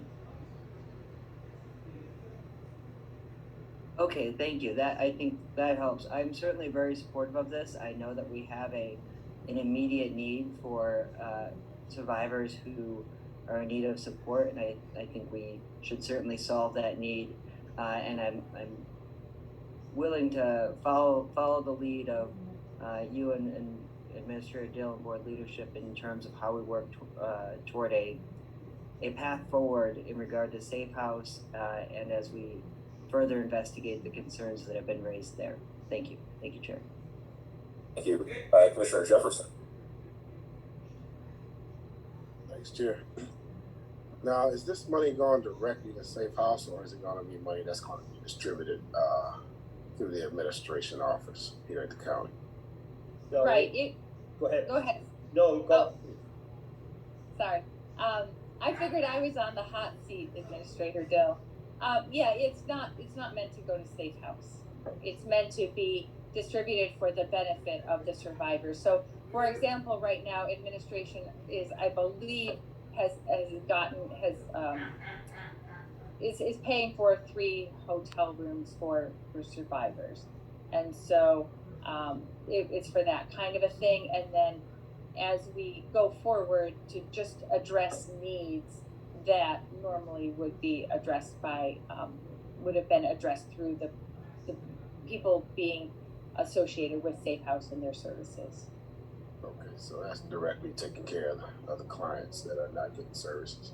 So yeah, I believe that the money that you're talking about is needed, and for it to come as a supplement, in which we're all trying to be conscious of not doing that, being that it's one for a human service that dollars we have already spent seem to be insufficient, and we're looking into more, as Commissioner Barr said, more information on the operations of Safe House and Washtenaw County's part in funding that. I believe that this is appropriate for tonight as far as a supplement. I think that we definitely need more information on Safe House and making sure that it's, as Commissioner Scott said, when we fund something, we need to know what the outcome is going to be. And so thanks a lot for doing that. Commissioner Scott. Thanks, Chair. I just wanted to also sort of address Commissioner Morgan's question. Yes, we have allocated money to Safe House, and I know that we'll hear an update from Administrator Dill and also in Commissioner Shink's report, but there still are families that are being served at Safe House. So it's not that we want all of the people who need these services to have services and be safe. And so I don't want to say that we're pulling any funding from Safe House while there's an impending investigation that the Safe House Board has asked for. And I want to make sure that the people who are at Safe House continue to be safe there also. So we are not discussing stopping current funding that's happening for Safe House. We are just discussing making sure that we have the funding available for people who have dire need that cannot be served at Safe House for one reason or another, which I'm sure we will hear more about. I have been talking extensively with Commissioner Shink and Administrator Dill about this as well, and doing work. We had a letter that was signed by elected women in Washtenaw County that I worked on writing with some very fine edits from my colleagues here on the board, notably Commissioner Sanders, and we've had around 130 women and men across the county sign that petition at this point to looking for some transparency and board action at Safe House. I appreciate the resolution from the floor. Obviously, we all want to cogitate things ahead of time and have time to think about things, but it is one of the things that we can do. I don't want us to get so caught up sometimes in making sure that we don't have supplementals, that when we need a supplemental or when a board member feels that for whatever reason, what they're not getting, if they're not getting something on the agenda that they want on the agenda, which doesn't happen, I'm casting no aspersions here, Mr. Dill. But if you felt like that, or if you felt that there was an emergency, this is why we can bring things from the floor, and it's part of our democratic process. And so I think as long as we are thinking about these things with proper thought, that it is entirely appropriate, and this is entirely appropriate. This is about making sure that we are keeping these families that have need of safety safe, providing them the basic safety, food, and shelter that they need leaving a situation that is not good for them. And I know that in the days and weeks going forward, we're going to be talking about what we think it means and where our values lie, and how we shelter women who are leaving abusive situations and domestic violence, and what we think those shelters should look like. And so I think that this is the first step in what will become a kind of examination of our conscience on how we treat mostly women who are leaving situations like this. Thank you. Any other comments or questions from commissioners? Oh, Commissioner Marchesky, see that. Just to add in, we've got multiple members who are asking for an overview of Safe House and the county's role in it, a working session. Mr. Lindeman and I will be working on scheduling that hopefully in November. Get that information out there. Excellent. Okay. Any others before we move on? Okay. Well, I want it to be very clear that all of us, all 9 of us, county administration, everyone has heard the outcry from the community.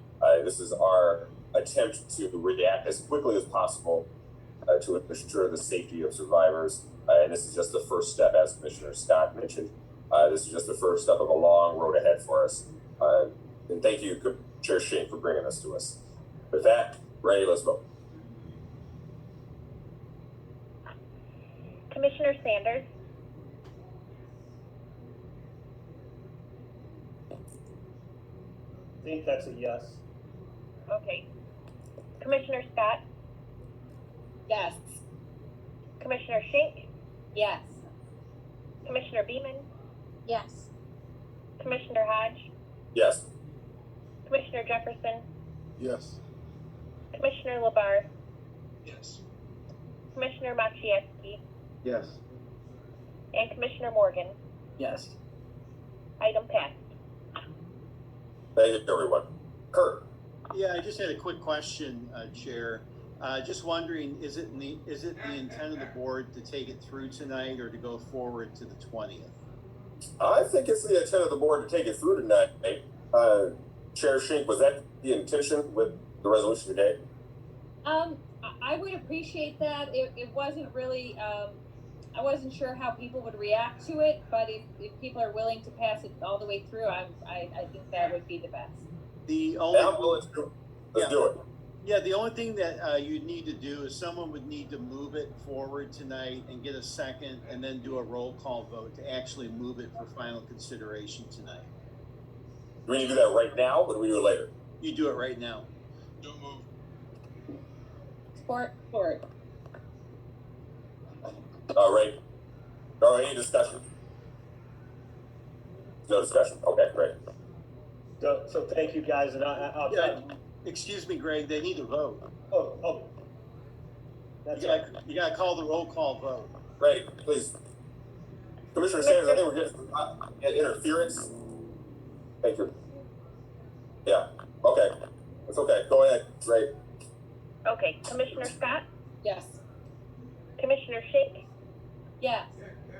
Commissioner Beeman? Yes. Commissioner Hodge? Yes. Commissioner Jefferson? Yes. Commissioner Labar? Yes. Commissioner Maciejewski? Yes. Commissioner Morgan? Yes. And Commissioner Sanders?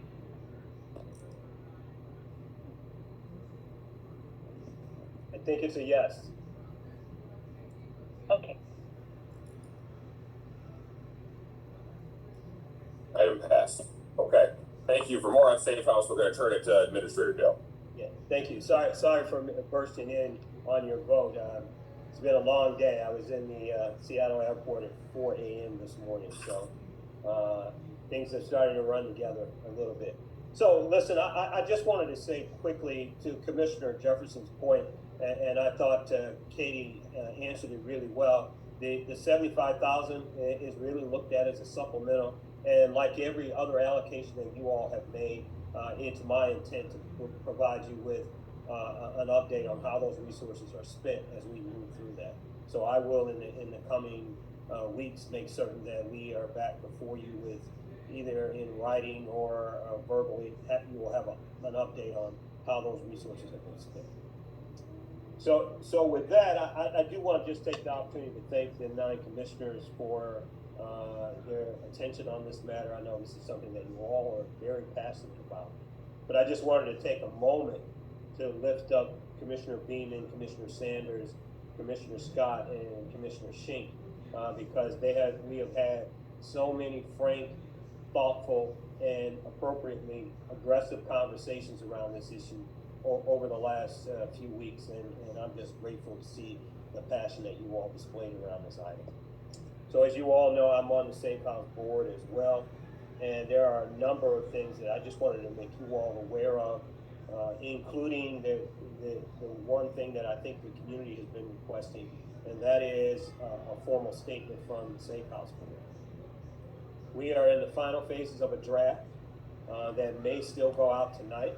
And in that communication, we'll talk about a couple of things. One, the interim leadership of Safe House. We are, as you all know, we're going to do an external investigation, really trying to get to the facts around how we're operating Safe House. We have contracted with Miller Canfield to do that investigation. And then there's some items specific to the Safe House building that I want to go into just a little bit in deeper detail, but also let this board know that I've committed to the Safe House board to provide you all with weekly updates on the progress of Safe House. So probably not this Friday, but every Friday that follows, I will make certain that you all have an update on the activities of the Safe House Center. And clearly, I think you all have seen some of the dialogue from Corporation Counsel around our relationship with Safe House. That is certainly something that we'll have to continue to think about and talk about in the coming weeks. My goal is to provide the chair of the board and the 9 of you with a continuum of options for how we provide these critical services to the community. And I think that's what we contract for, and I think those are the next steps for us as a component of the community that stewards some of these services. So let me just wrap back around and talk about some of the specifics around the building. Some of you know that building is roughly 31 years old. It was built, unfortunately, in a floodplain, and unfortunately, the building is showing its age. There are some deferred maintenance items that we have a plan in place. Jason Fee, the Director of Facilities, has provided me with a plan to address some of those issues that we identified on our tour that will need immediate attention. So that too is something that I'll make sure that is included in an update to you all. One of the things that is in this document for consideration is security on that site, and updating the camera systems and the badge access system. So all those things to me are a component of any things from patch and paint to addressing structural issues in the facility at this point. So all that will be included in the document that I provide to you all on next Friday. So you're probably wondering about what I mean when I say interim leadership. I'd like to leave it at that at this point, and certainly we'll talk to you all offline. I don't want to get ahead of the Safe House board, which is going to produce a communication to the community either later this evening or first thing in the morning. That's in the final phases of its authoring. So I wanted to give you those kind of little kernels of what's going on right now, and I am available either on this call this evening or any time over the next few days to answer specific questions that you might have related to this item. Thank you, Administrator. Do you have any questions?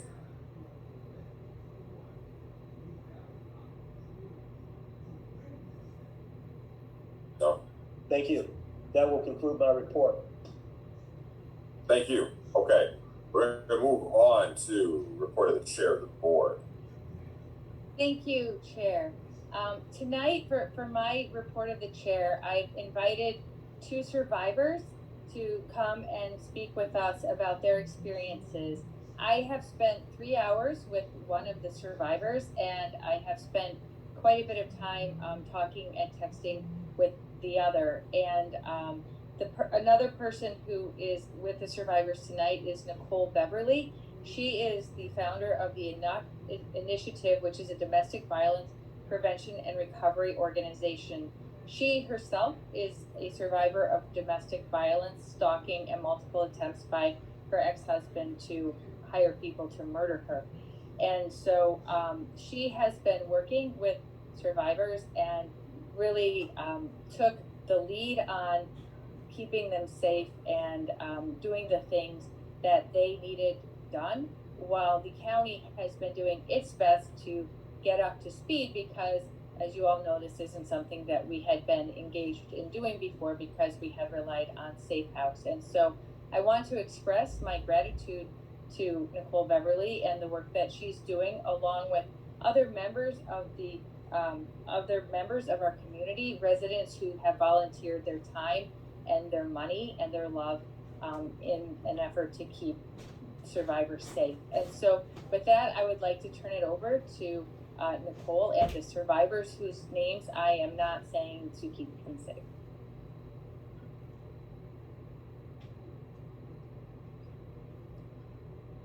Nicole, we're here. Turning it over to you. Okay. Okay. I've been a voice for a while, speaking out since I was exited from the Safe House after my 35th day. I feel like crying. I don't know why. I do. I've never been in a situation like this in my life. It took a lot for me to even go there. Because where I come from, you don't go to the police.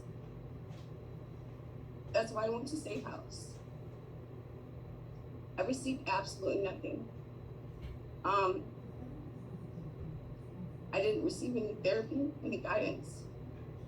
I had to reach out or knock on the door for someone to come out just to talk to me and advocate.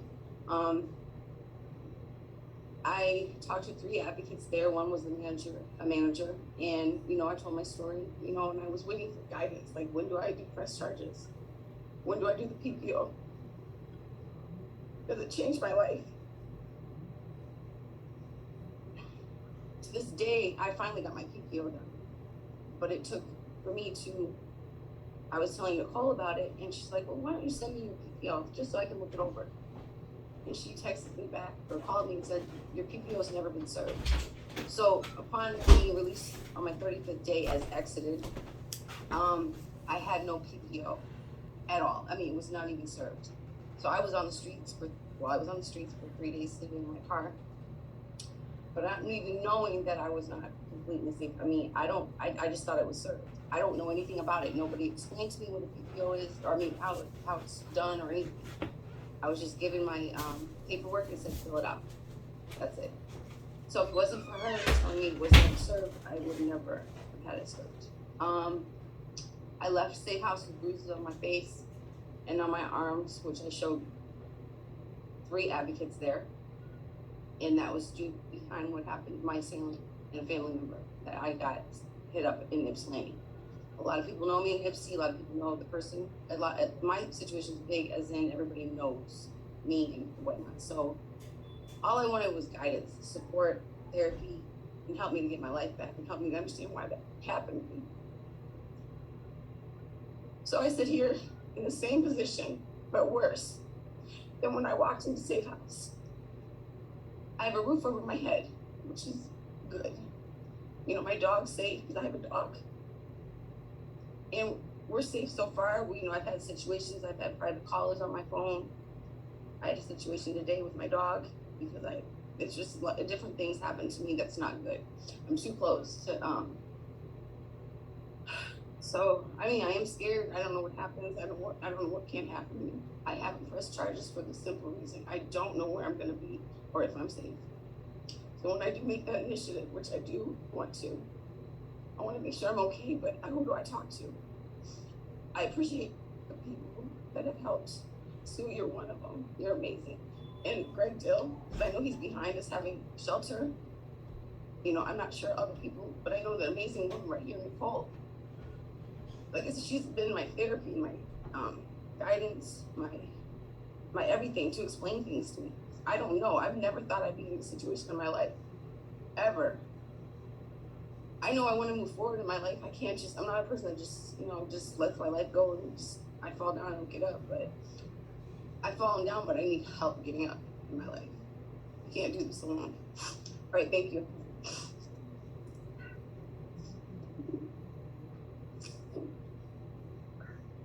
Hi, my name is Rayvon Fields. I was exited from Safe House on August 30th after spending 28 days there, and it was the day after I had met with Pat Lesko to discuss the conditions of Safe House. And then upon my exit interview, if you want to call it that, I was told that I had 20 minutes to pack my things and leave. I explained to the two women who called me into the meeting to evict me that I did not have any safe place to go, and I was told that there was nothing they could do and that I had 20 minutes to find a ride. Upon finding that ride, I was then told that that ride was not able to come to the facility because she was a prior intern at the facility, and that she was trespassing. So I ended up walking out with 2 bags in my hand. Most of my items were left in the shelter at the time. Upon my exit, there were several of the staff members and higher ups of Safe House standing outside, literally laughing at me as I and the former intern were at the bottom of the driveway waiting on police to arrive, and then talking to police because I was then told that I was trespassed, and so was the former intern from Safe House, meaning that I would not be able to return to Safe House. I wasn't really given a good explanation as to why I was exited from Safe House. To be honest, I wasn't too upset about exiting from Safe House. The issue was that I didn't have anywhere to go. And at the time, I thought that I was going to definitely have to return back to my abuser, who is actually now in Washtenaw County Jail on a $3 million bond. He was picked up by the marshals after I left Safe House. Despite Safe House knowing that I was receiving multiple death threats from him several times a day, sometimes up to 20 times a day. I would show them every text message. They still exited me from Safe House and gave me 20 minutes after I told them that I was going to have to go back to my abuser because I literally had nowhere else to go. Just to speak quickly on how it was when I was in Safe House, one thing that really still sticks out in my head is my arrival to Safe House. I was treated very coldly, to put it lightly. It was very, this is the rules, sign here, sign there. And then I was given a sticky note. I was given a quick tour where I carried my bags around with me as I was going on this tour. And then I was given a sticky note and told this was my locker number, this was my room code number, and to go upstairs, and that was that. I never made contact. I arrived probably about 9 or 8 p.m., in between 8 and 9 p.m., and I never saw a staff member again until that morning when I came downstairs to actually leave and go to Walmart to buy myself clean sheets and cleaning supplies to clean up the filthy room that I was getting at Safe House. And when I say filthy, I mean feces and blood on the walls, black mold in the shower. For Greg Deal to say that there might be some light work that needs to be done or whatever that was, is putting it very vaguely. And the conditions of Safe House were absolutely deplorable, and it was very, very difficult to get anything done there. I will say on my behalf, no one at Safe House, not one time, called anyone as far as housing to get me help. When I was talking to them, I have documentation of me repeatedly asking about a PPO for my abuser, and I was told that essentially the PPO was a piece of paper and that it would make my abuser more angry, and that I really should think about that before I did that. And not knowing anything about PPOs and about how that all works, I took their advice, and that's what I did. Since I've been exited to Safe House, I have been at least 5 different hotels where my phone has been hacked, and I've had several phones as well, at least 5 of those too. And I have been traced still down to the exact room number that I have been in. I've spent hours sitting at police stations because I literally had nowhere that I could go that was safe. I have been at people's house, and they have traced me to people's houses. It's one thing to provide someone with a hotel, but it's another thing to provide us with services that we desperately need. And putting us in a hotel by ourselves in isolation, essentially, is something that may look like on the outside it's helping, but I can speak for myself and for several other women that aren't here, but I've had conversations with that have been exited from Safe House. We do not feel that we're receiving enough. By enough, I mean, if it wasn't for Nicole Beverly, I literally wouldn't have a way to pick up my medication, to go to appointments. I wouldn't have had someone to call when literally someone was saying they were on their way to my hotel room to kill me.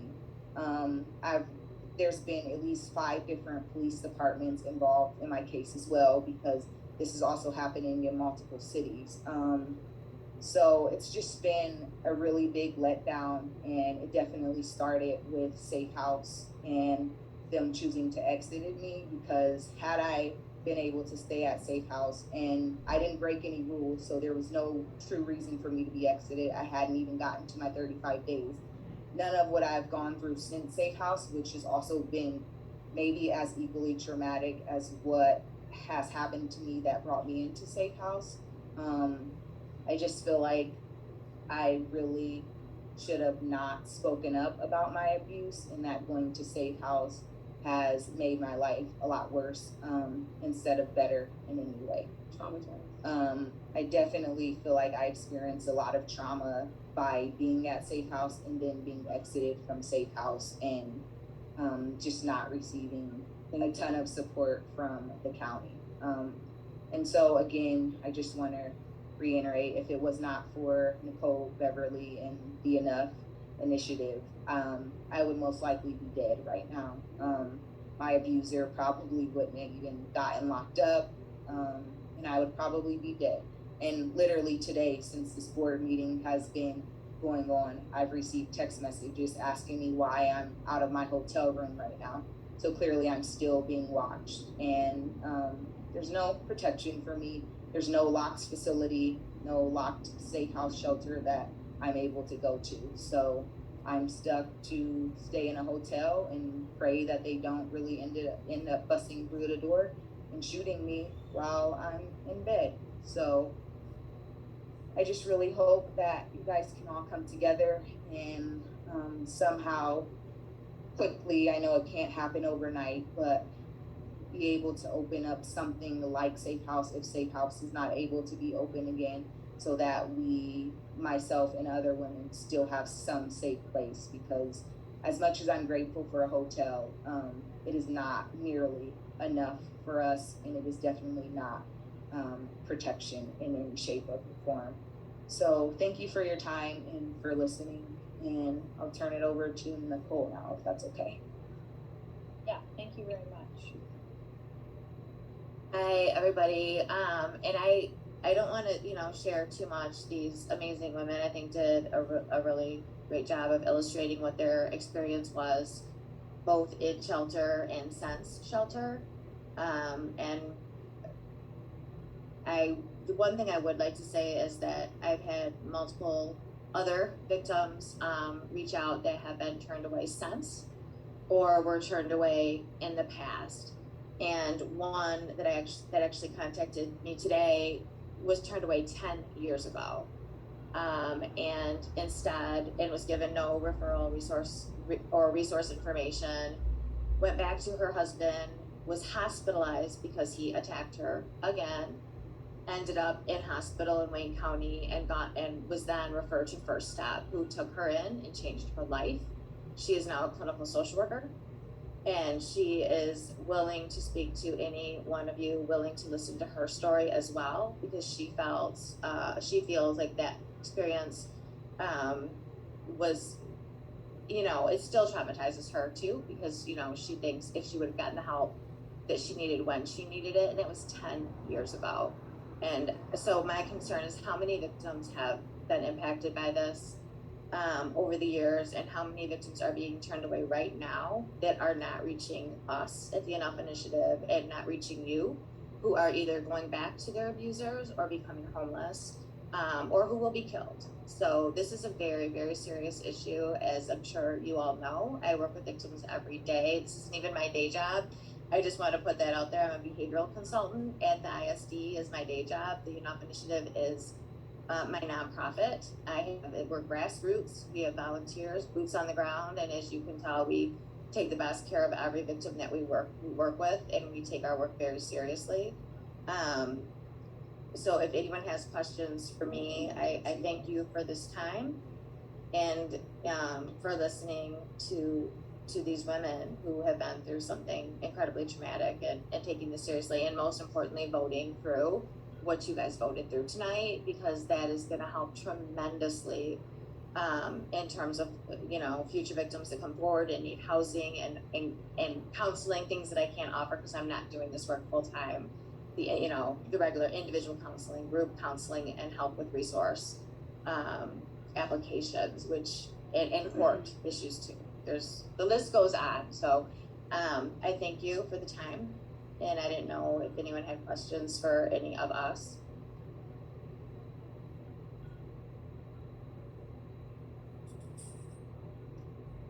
Do we have any questions from commissioners? Commissioner Sanders.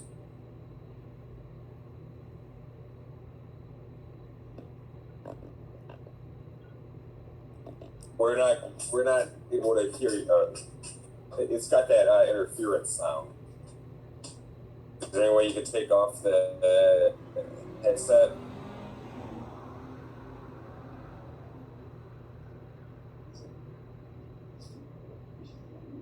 I have an idea. Commissioner Sanders, do you want to call me? Oh, that's good, yeah. And I can put my phone next to the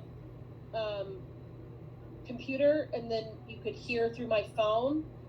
Oh, Commissioner Sanders could just dial into the meeting via the phone, and then that way audio will come through the phone.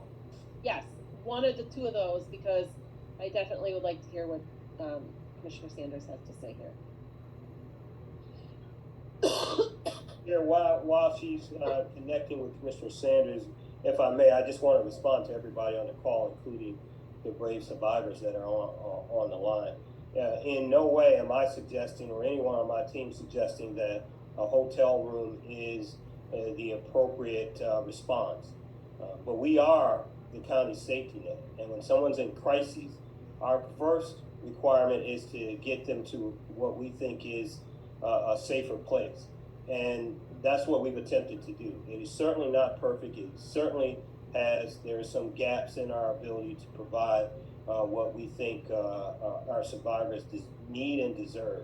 So I just wanted to be clear about that, and certainly will accept all the criticism that goes along with that. But this was simply our attempt to make sure that survivors had some place to go at minimum.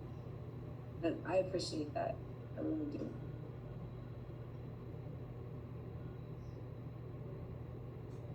Are we, let's see. I am again having technical difficulties for some reason. I don't know what's going on. But so if there's a commissioner that wants to raise their hand, please raise your hand electronically, because that'll trigger the little emoji.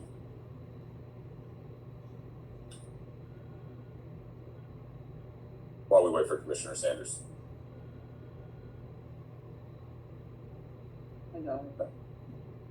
Well, while we have some dead air, let me just address the other question related to the building. The building absolutely has some challenges. and we are committed to addressing those challenges. So I think I'll just stop there, but I wanted the commissioners and certainly the survivors to know that the things that you all identified, Chair Shink and I saw when we toured the facility, and we are committed to addressing those concerns. Those things are underway right now, and I will have a report for our County Board of Commissioners at next Friday, by the end of business next Friday. Thank you, Administrator Dale. I know it is a challenging situation for you to both be the administrator and on the board of Safe House, in both of those roles. We are at the county doing all we can. There are just those additional challenges with Safe House being a separate 501c3. And then in no way that is me trying to excuse that. It's not an excuse. It's put us at a disadvantage in our response, and we are working as quickly and hopefully as effectively as we can to respond appropriately. I have a quick question that someone may be able to answer, and perhaps it would be Greg Dill. The victims that have been trespassed, what is the procedure so that they can be untrespassed, so that if they do need emergency services in the future, once these issues are resolved, if they do have an urgent need to stay for safe shelter, that they can have those trespassing charges removed from them being able to actually seek shelter in Washtenaw County? Well, I don't have an answer for you this evening. I've written it down. I will provide a response sometime tomorrow. Curtis, I don't know if you want to add anything to this. I really don't know the answer either, Greg. We'll have to check with the prosecutor's office to see what the response, or how you would go about doing it. I would suspect that one thing you could do is go to Legal Services of South Central Michigan, and they might be able to help. But we can find out what the process is and then get back to you. Yeah, we unfortunately can't even get phone calls back from them because they're so backed up at this point in time, even for family court services assistance. So, unfortunately. I believe my team can get you a response. Thank you.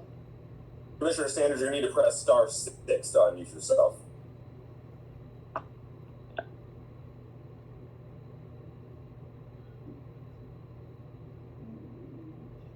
think we almost heard her. *6. She still looks like she's muted. Do you need to unmute her? I know she's on the phone. Can you hear me now? Yes. Yeah. I don't mean to laugh because this is a heavy issue. I wanted to inquire of the two brave young ladies, the survivors, to tell Chair, when you are admitted in, do they give you the reasons why you can be exited? Do they explain, what consequences are? And I don't want that to come off the wrong way. I'm asking for more reasons than. For myself, I was given a couple of reasons. One of which I remember being if you fail to do your chore 3 times within a week, because we were assigned weekly chores. They were among things like cleaning the kitchen, washing the linen from everyone else at the shelter, to cleaning the bathroom, just things like that. And so I was told when I first got there that if I did not do my chore 3 times, or if I had food or drinks in my room, those are reasons I could be exited, or if they found drugs or that I was under the influence of drugs or alcohol, were the reasons I was told I could be exited. I was told it's a 35-day program, period. That's what I assumed, and that's what I thought. So just in your opinion, how does 35 days help you? In my opinion, 35 days, with them giving that amount of time and telling us. So my first initial meeting with the housing manager, who was supposed to help coordinate getting housing, that was the first thing she said to me, is you arrived on this date and this date will be your exit date. to be honest, 35 days does nothing but give you anxiety and intense fear that is very unrealistic for someone to go from being homeless to being able to move into a apartment, a house, anywhere within 35 days. To get that amount of help, especially even with safe house help, it's not something that's very common. So it, to answer your question, it essentially just caused a lot of anxiety and again, fear of I'm not going to be able to make it in time. Not only that, you aren't even, well, I know I wasn't even given the opportunity to start the process with why I'm there. It was never even discussed why I'm there. It was the initial one day when I got there, I told my story. 35 days did not give you an opportunity to heal, to maybe take a step towards healing, you know what I'm saying? Understanding or anything. That's just really big with me. And what housing consisted of there, your housing appointment, which I thought it was going to be huge. I couldn't wait because that was going to be my life-changing day. You know, this is what I thought, because I'm going to have a destination and I'm going to be able to get goals and this and that, and I'm going to be able to, they're going to show me how to turn my life around and get, you know, to heal. The housing date consisted of, well, beforehand, call Hawk. That's what they told me. Call Hawk. You need to call Hawk and get that number from them, that ID number. I'm like, okay, what does that mean? Just make sure you get that. Just you call Hawk. So I called Hawk. First time I called Hawk, they told me, oh, we're gonna wait for the lady. Now I understand what she meant by it. She's like, we're not gonna do anything today. We want to see what they want to do and where your circumstances are. And now I understand why she said that. Like maybe my housing manager might want to say, hey, we need to put her over here because of her circumstances and her being in danger over here in housing. Does that make sense? Like voucher for over here. That's what I thought. But none of that was what it was about. So the second time I called Hawk, because I still didn't get that ID number, because I was told that's what I have to have. I called and I still didn't get an ID number, but I was able to they were able to tell me I have an appointment on this date, which was after I exited the safe house. It was my appointment date. That was it. And all she said to me, and I'll never forget it. She said, I want you to get me your credit score. No, I swear to God. Yeah, me too. Credit score. Me too. Yeah, credit score and your DCE bill. Yeah. She wanted me to get that to my advocate. Okay, and no reason, I'm not asking questions because I'm here to be guided. That's it. I'm just gonna listen and do what they say. I asked my advocate, well, why am I sending all this? You guys paid for the DTE and then you help us get our credit score together, or what? You know, show me. Oh no, we just have put that on file. We don't help with DTE. That's all I got from housing. That was my big day.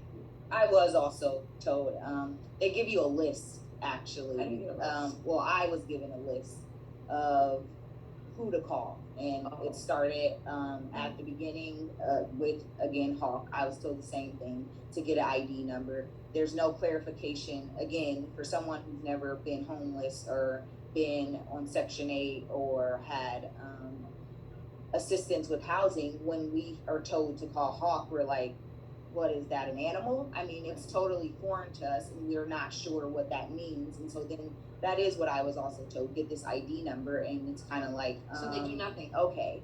So I did, honestly, I found a lot of my information, as sadly as that sounds, on Google. And Google for me was a lifesaver because I was able to Google certain things, and then I was able to make phone calls, and I was able to put some things in motion without the help of Safe House to help with housing, but it's still been an issue because of safety for me. But they didn't help.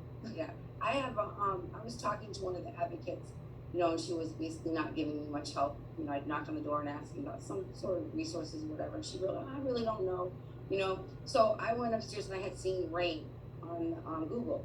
You know, I looked up, you know, places for resources, and RAIN stood out to me because it's national. So I called RAIN. I went upstairs and I called RAIN, and it gives you, put your zip code in, and it gives me a hotline up here. I call, well, no, they directed me. I went right to the hotline where I'm like, good, I'm talking to the people in RAIN. Get some answers. Safe House. And I'm like, hello? I'm like, it was the woman that I was talking to downstairs. I don't know how discouraged I felt in my life. I'm like, I'm getting national rankings, gonna help me. It was Safe House. She starts laughing. Oh, ha ha! You know, that's not funny. I think I'm getting somewhere, and it's directed right to Safe House. Ladies, I thank you for having the courage to share. Do we have other your circumstances? Oh, sorry. Go ahead. And sorry, I didn't. No, I just wanted to say thank you, and to emphasize that the spotlight is on you and your safety. But I do want to let you know, Safe House paid for my divorce, but for some of the reasons that you're sharing, I chose not to move into the shelter. So I just applaud you for having the courage to go and seek the support, and then having even more courage to come and share it with us tonight. So thank you very much. Thank you. Thank you. Other commissioners, do we have any other commissioners that want to question, comment? Please raise your hand icon. Commissioner Beeman. Thank you, Chair. I'll keep it brief. It's late. I just want to thank you so much for coming forward and sharing your stories. And it's heartbreaking, and we're going to do what we can to make it better. So thank you so much for coming forward.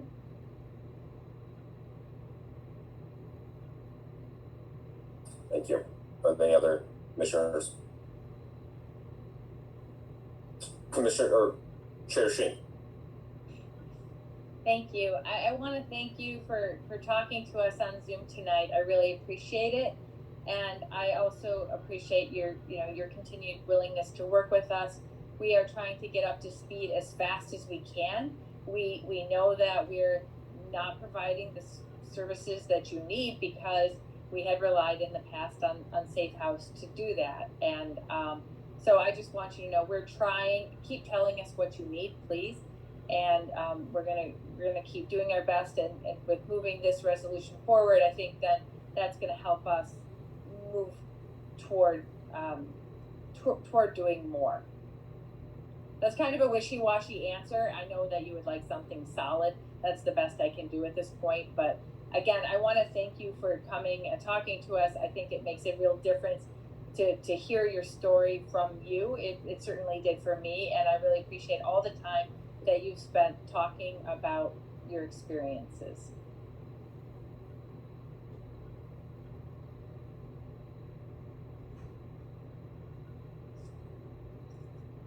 Thank you. So I think that ends report of the chair of the board. It moves on to report chair of Ways and Means. I'm going to forego my report tonight and just thank Nicole Beverly for her advocacy and the work that she's done in making us intimately aware of many of the issues that are going on. And I want to thank the survivors for their courage and their willingness to come speak tonight before us in a public forum about this, which I know is certainly not easy, especially given all that's been going on. So thank you all for all of that.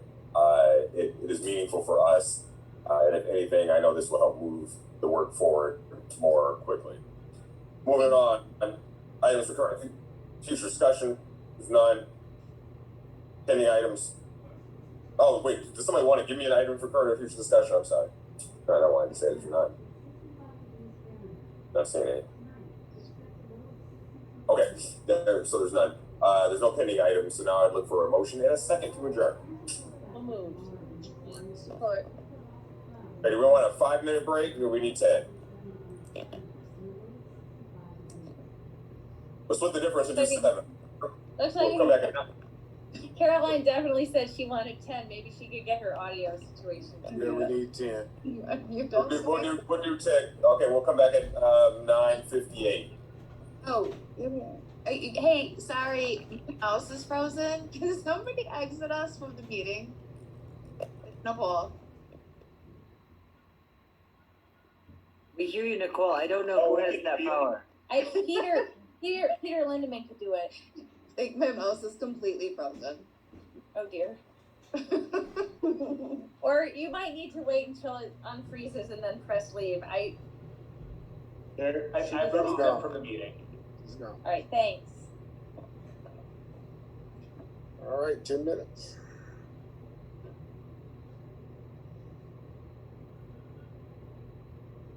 I go find my sick pony and give her antibiotics.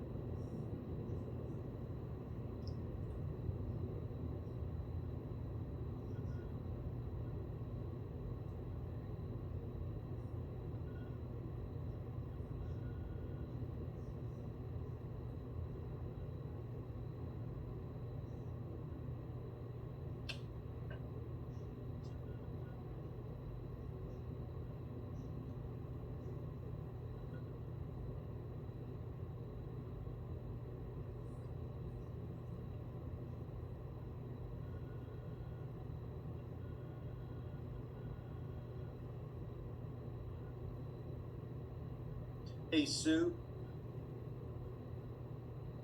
you have to unmute. Just a couple quick things. We need to remember when someone moves the agenda, we need to add that resolution that's coming forward. I was trying to figure out where to put it. I mean, I guess you could put it anywhere. It doesn't really matter as long as it's going to the board. I mean, really, if you wanted to get technical, we would make a new, under resolutions, we'd make you see where it says 1A, Ways and Means, September 15th? Yeah. We would do a 1, we would do a 2 there, and that Okay. it would be Ways and Means, October 6th. So that would be a new number 2 there. That would be Ways and Means, October 6th. And then there'd be a subpart A, and that would be your resolution. Okay. You see what I'm saying? Yeah. Oh, actually, it goes after C. There's an A, B, and a C under 1. For some reason, the indentation was different. So the 2, number 2, Ways and Means, October 6th, would go right after C, right before what's number 2 now, which is Board of Commissioners. Board of Commissioners then becomes number 3, and claims becomes number 4. Does that make sense? Yes. And if you want me to explain that before someone moves the agenda, I'd be happy to do that, however you want to do it. That's probably good so that we're clear. Okay. Can you guys hear me? Yeah, we can hear you. Oh my God.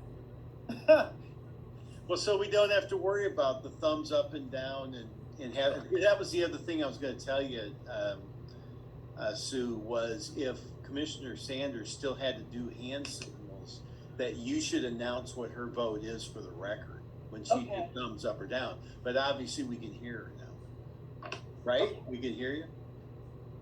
Glad to have you. Cool. Glad to have your voice back. All right. So I think we're waiting for Commissioner Scott.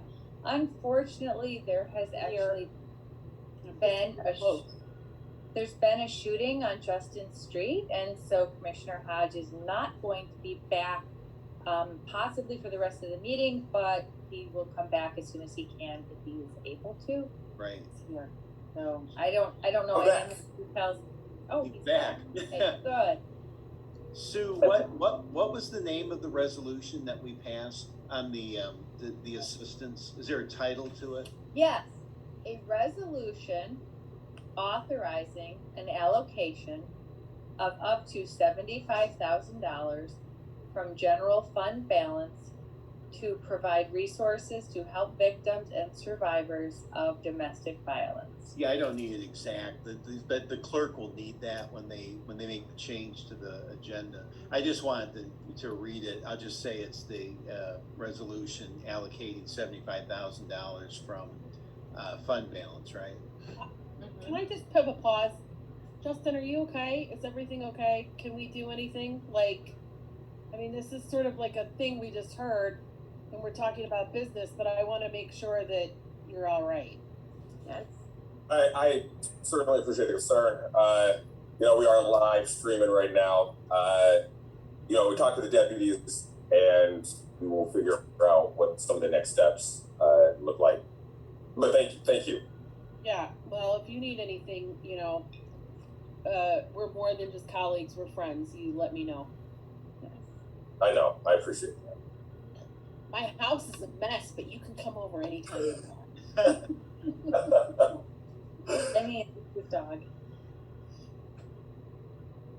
All right, I am, first of all, Commissioner Hodge, I'm glad that you're safe. I'm very sorry that that's happened. And I guess before I start the meeting, I also want to say that my condolences, my deepest condolences to the family who lost their son and everybody who's involved in this. This is very sad. All right, so now I am going to bring this meeting to order, and we will start with roll call.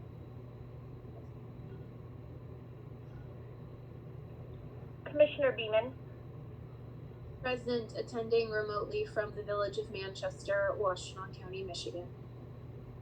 Commissioner Hodge, President attending remotely from Ypsilanti Township, Washtenaw County, Michigan. Commissioner Jefferson, Present, attending remotely from the township of Ypsilanti, Washtenaw County, Michigan. Commissioner Labar, Present, attending remotely from the city of Ann Arbor, Washtenaw County, Michigan. Commissioner Maciejewski, Present, attending remotely from Dexter Township, Washtenaw County, Michigan. Commissioner Morgan, Present, attending remotely from the city of Ann Arbor, Washtenaw County, Michigan. Commissioner Sanders, Present, attending remotely from Pittsfield Township, Washtenaw County, Michigan. Commissioner Scott, Present, attending remotely from the city of Ann Arbor, Washtenaw County, in the great state of Michigan. and Commissioner Schenk. Present, attending remotely from Northfield Township, Michigan.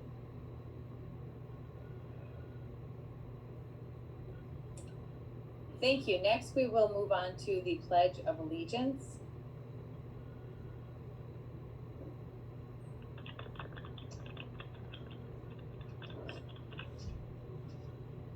I pledge allegiance to the flag of the United States of America, to the republic for which it stands, one nation, under God, indivisible, with liberty and justice for all.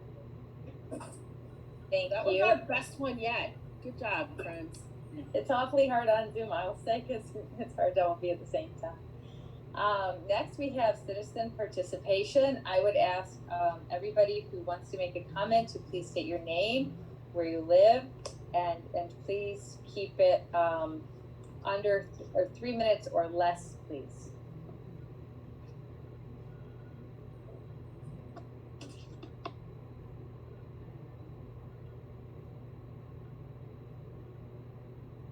First up, we have Trisha Duckworth.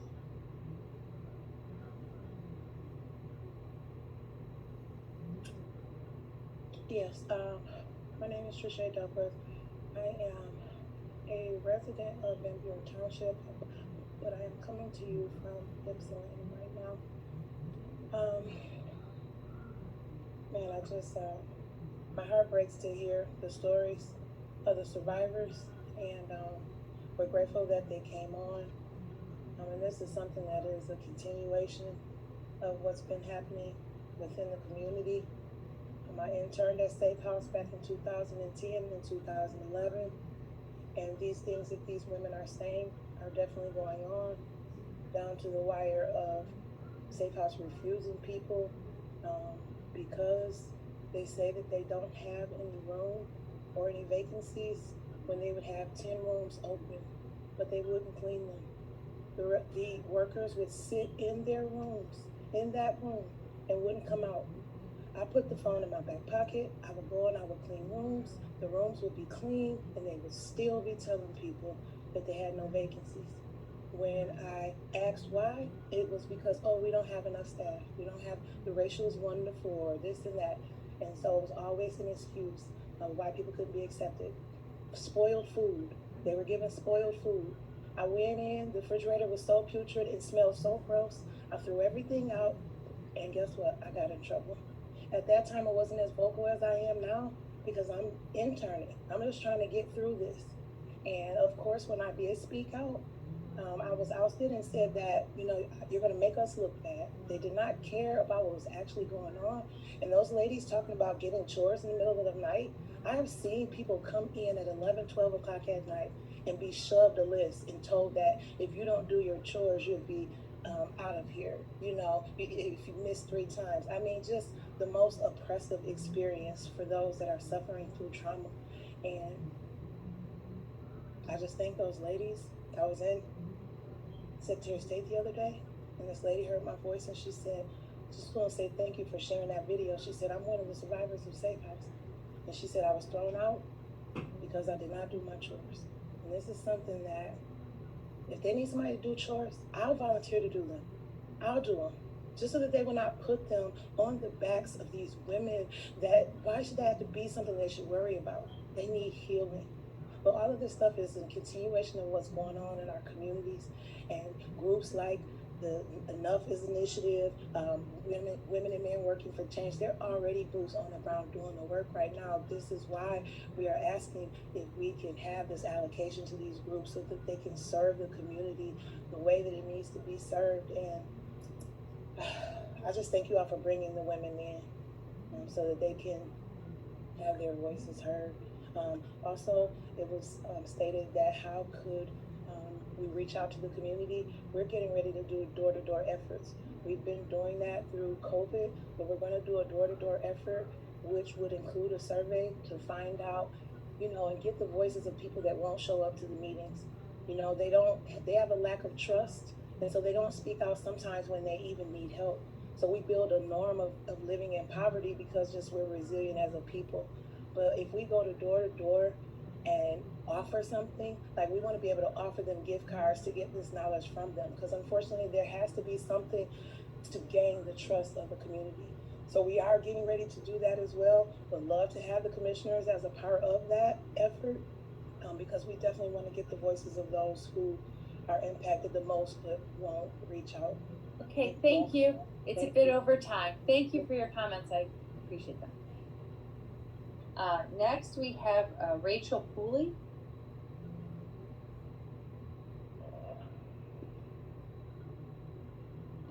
Hello.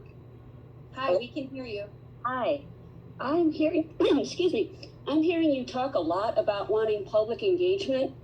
And I just want you to know, I wouldn't be at this meeting if Tricia Duckworth didn't post it on Facebook. I'm on Facebook every day. I'm on Nextdoor every day. And I think you guys need a communication strategy and a community engagement strategy. You can't expect people to come to you.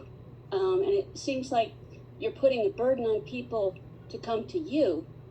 And I really think, I don't know what it is, but there's all kinds of communication experts here in Ann Arbor with the university. And it just seems to me that you could develop a strategy and that you need to spend some time and money thinking about that so that you're getting input. When I read that there was only 950 people who responded to the survey about how to spend $71 million, that's appalling. There has to be more than online surveys to reach people. And I trust that you can find a way to do that. And I'm really glad the people who spoke out did. I don't know how other people know about meetings.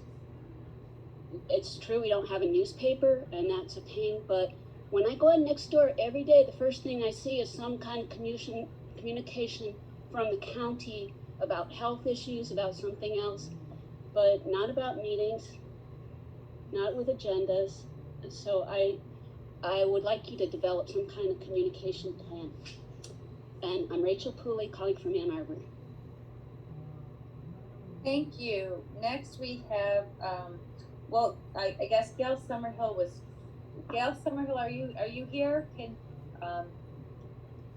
my understanding from Mr. Lindeman that she was having some technical difficulties, so we'll give her a moment. Here you are. Welcome. Yes. First of all, I'd just like to say thank you for having the two women on. That was a real example of what we face on the ground every single day. Every single day. I did send you the Biden plan, and it talks about COVID, and I would like each and every one of you to please look at it and see specifically what they said from the Biden plan about people of color and who should have been prioritized. Every single week there is a call. There's a call on Thursday, and then there is a black call on Friday when we're talking about black issues. I am very much saddened because I thought we were better than this in Washtenaw County. I thought we were. But after no dollar, no first, for any person of color. That saddens me, and it should sadden you. We will be bringing people from the community who don't know anything about you. We will. We're hurting. We've heard it since COVID first came knocking at our door. I was appalled at what was given to people when I saw sanitary napkins. You know, for a woman to get 3 tampons, 4 tampons, and 3 pads for a household, we are better than that in Washington County. We should be. I saw the tears because you heard the pain and you heard the rejection from these ladies. We are rejected at every door. I will welcome each and every one of you. We will set up a Zoom so that you can hear from the people who are most impacted by no dollars, no thought. We take an oath. You take an oath to serve all people, not some people. If you are on any boards, you need to reach into to talk to the people who are on the front line so that you may get educated on what's going on anonymously. As you all know, I started my work in administration many, many years ago. And then they were about the people in the community, the hardest to serve. And it looks like we've subcontracted all of those and replaced them with a 211 number. You need to try those things for yourself. That's my 3 minutes. Yes, thank you very much. I think that is all of our citizens calling in to make comments. And so I would ask commissioners if you would like to respond to those comments. I see Commissioner Scott's hand up. I'm just going to be really brief. Thank you, Chair. To Rachel Pooley, please go to Facebook and search Washtenaw County Board of Commissioners and give us a like and a follow, because we're on Facebook and put those meetings up pretty regularly. We don't have a strong next door presence. We do have an Instagram page, and I can talk to our communications person about how we can get things into next door, and maybe make sure the Instagram has the meetings as well. But I know on Facebook those meetings are updated pretty regularly, or regularly. I'm not going to say pretty regularly. I will make an attempt to make sure I'm getting those notices on my own personal Facebook page as well, recognizing that I have not done that. So that is my failing, and I'm owning it, and I will do that. But we do have a Facebook presence, so please go and give us a follow. We'd love more people to understand what they're going to do. Algorithms suggest things for you, so hopefully if people hear that, they'll get that Washtenaw County Commissioner, and they'll get more news that way. And once again, thank you everybody for coming to talk to us this evening.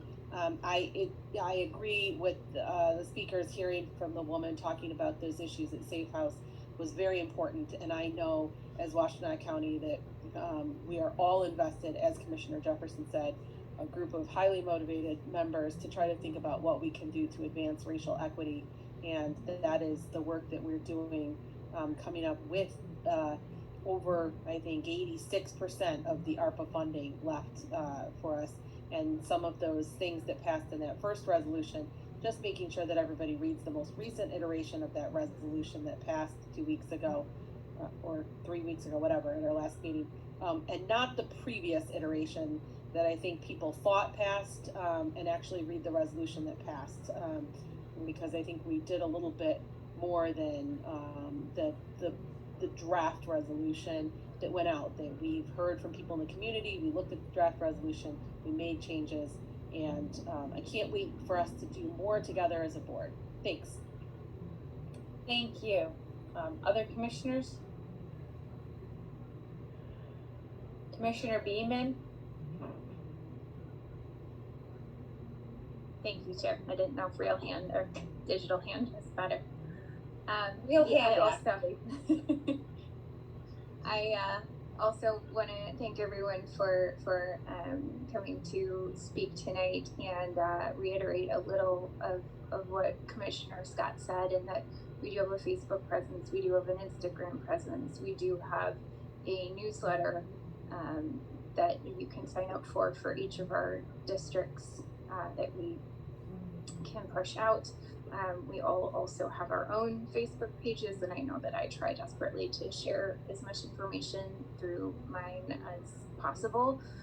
Also, when the survey was released, there was an article in our local paper, if you will, in MLive Ann Arbor, as well as some of the smaller ones like the Sun-Times and Where I Am, the Manchester Mirror, all featured it. So we're sort of at a loss, and I am a communications professional at the University of Michigan in terms of how we can better connect with you. So as she said, next door, we can look into that.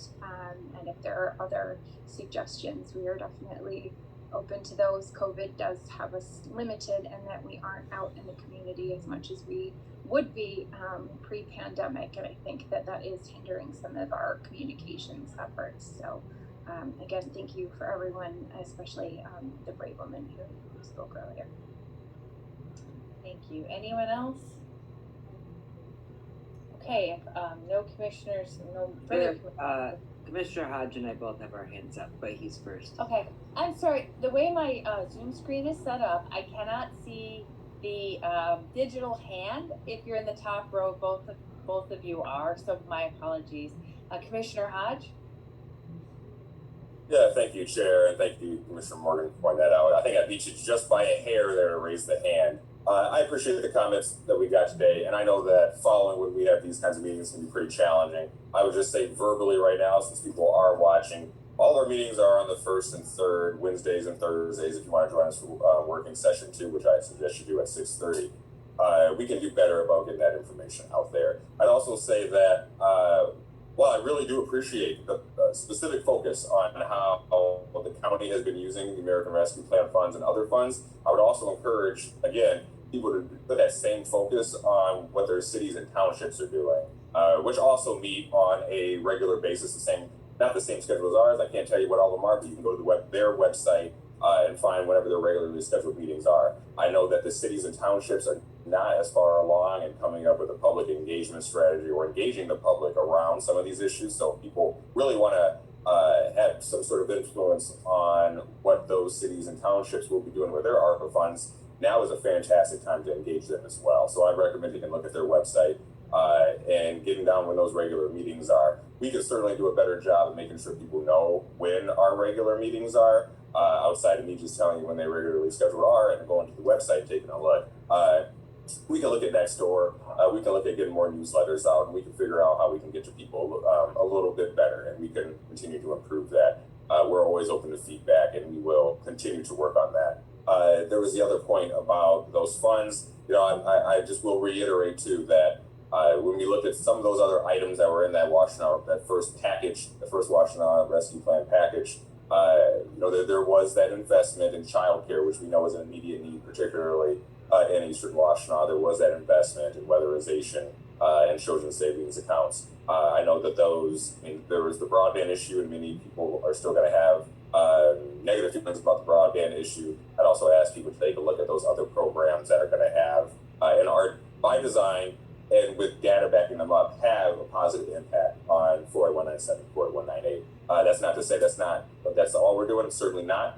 We all have plenty of ideas. I have a lot of ideas on what I'd like to see in the second and third and fourth packages. That's why we need to continue to get the kind of feedback that we're getting today to hear specific ideas that people would like.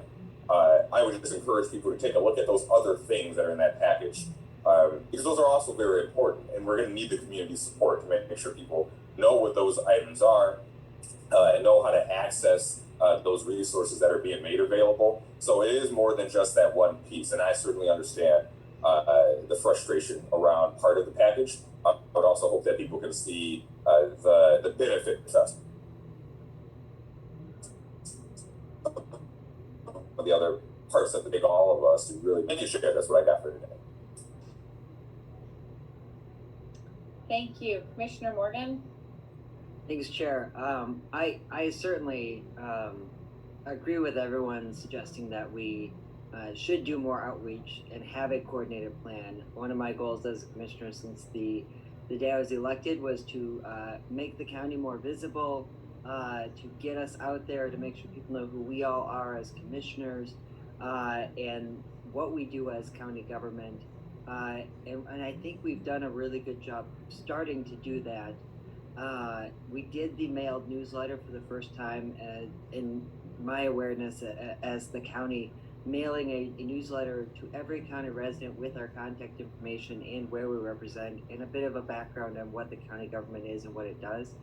I say that not to be defensive. I think the natural instinct would be to say, oh, we're trying to do a whole bunch of things and we are doing a lot of things. But if folks think that we are not doing enough, then they're probably right. We do need to do more.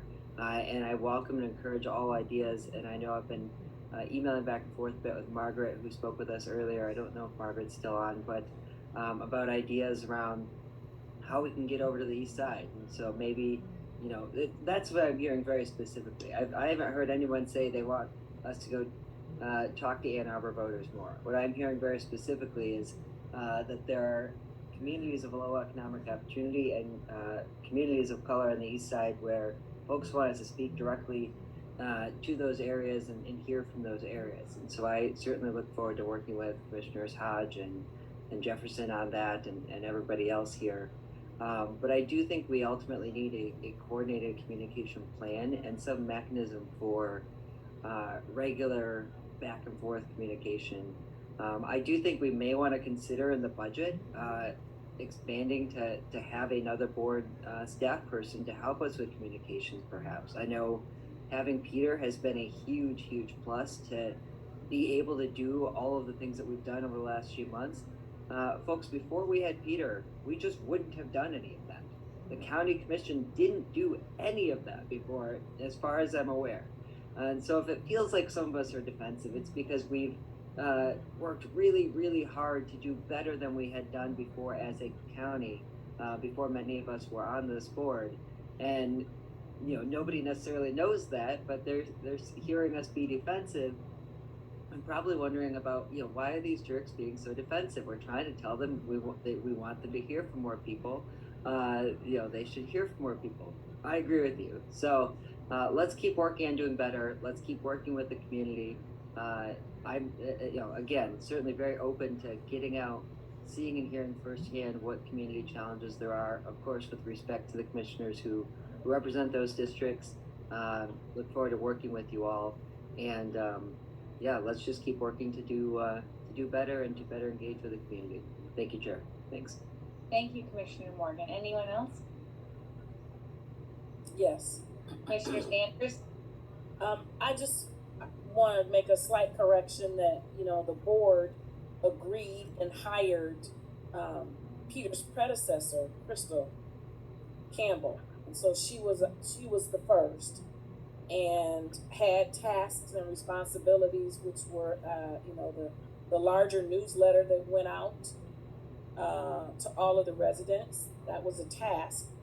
And so Peter certainly is 2.0.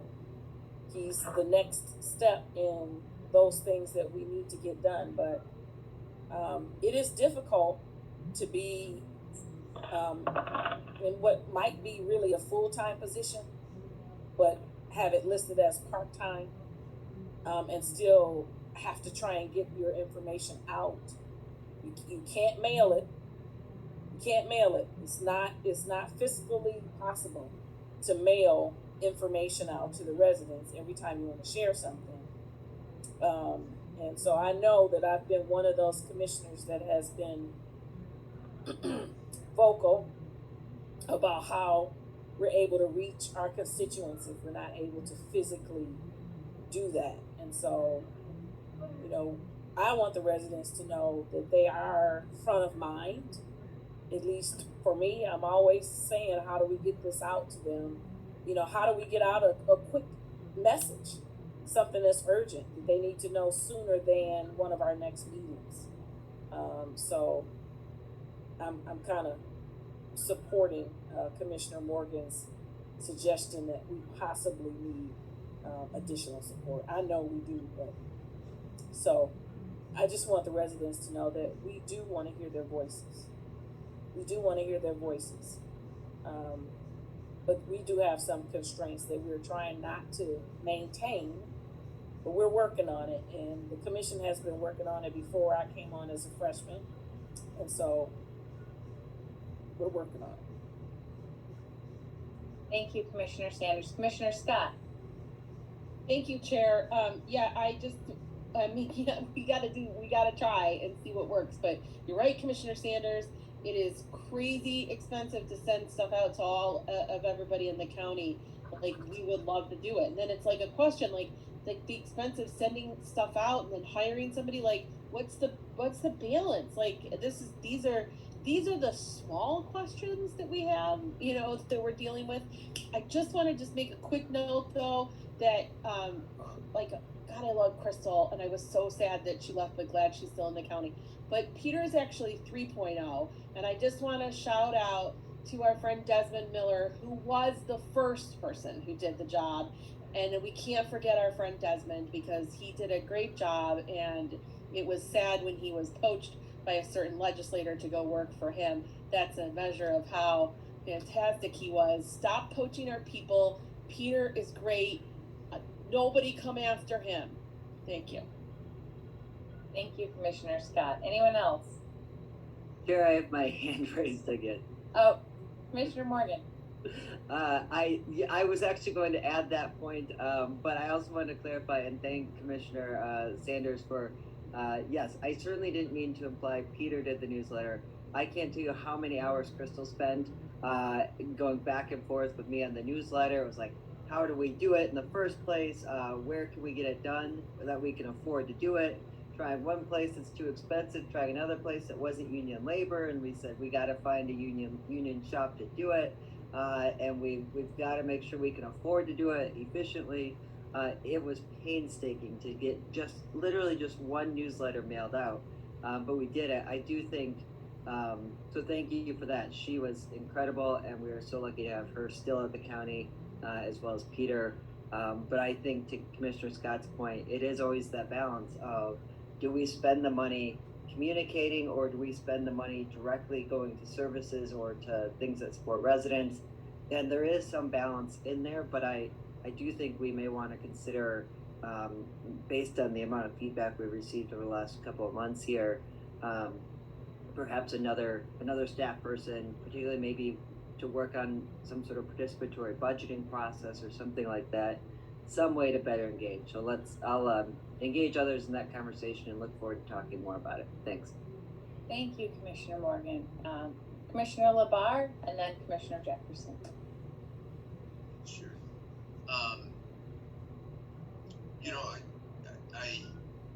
I hear all the comments about the intent of the ARP money and ways to improve the process, and I do think it's important to keep in mind that this is certainly the first time we have done this process for obvious reasons, given the unique nature of the federal funding.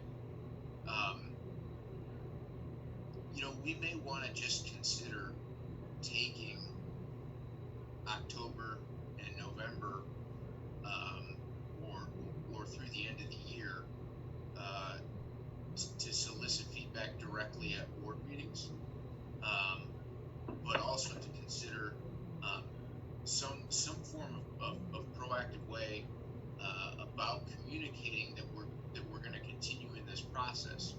When I've had emails from most folks, I ask if they've gone and looked at our rescue plan website. It's full of good data, but it's quite clear that's not the case, in a uniform sense. So I'm happy to take a pause or a slowing of this process. The one thing I emphasize to anybody listening is none of the 9 of us want to get this wrong.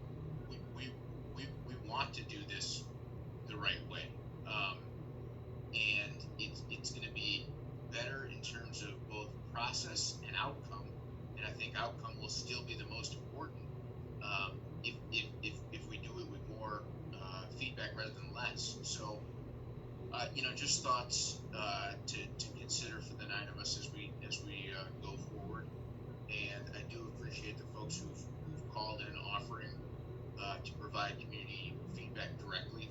I take them up on that.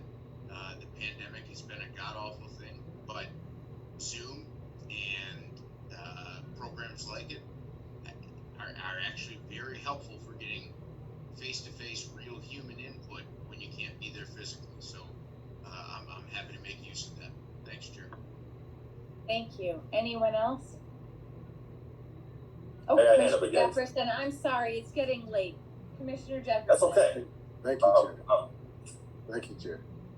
Yeah, just to say that we are definitely in a time where being an elected official is important and has been emphasized to be a better steward during this time of racial equity, inclusion, and diversity being added to government and businesses, just about anything else in the nation.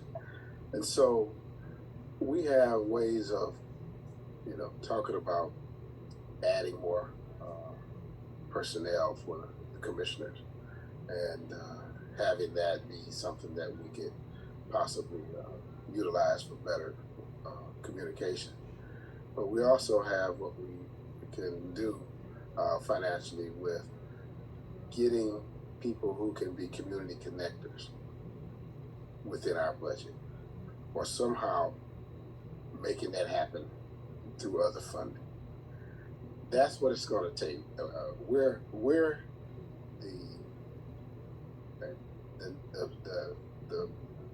the board.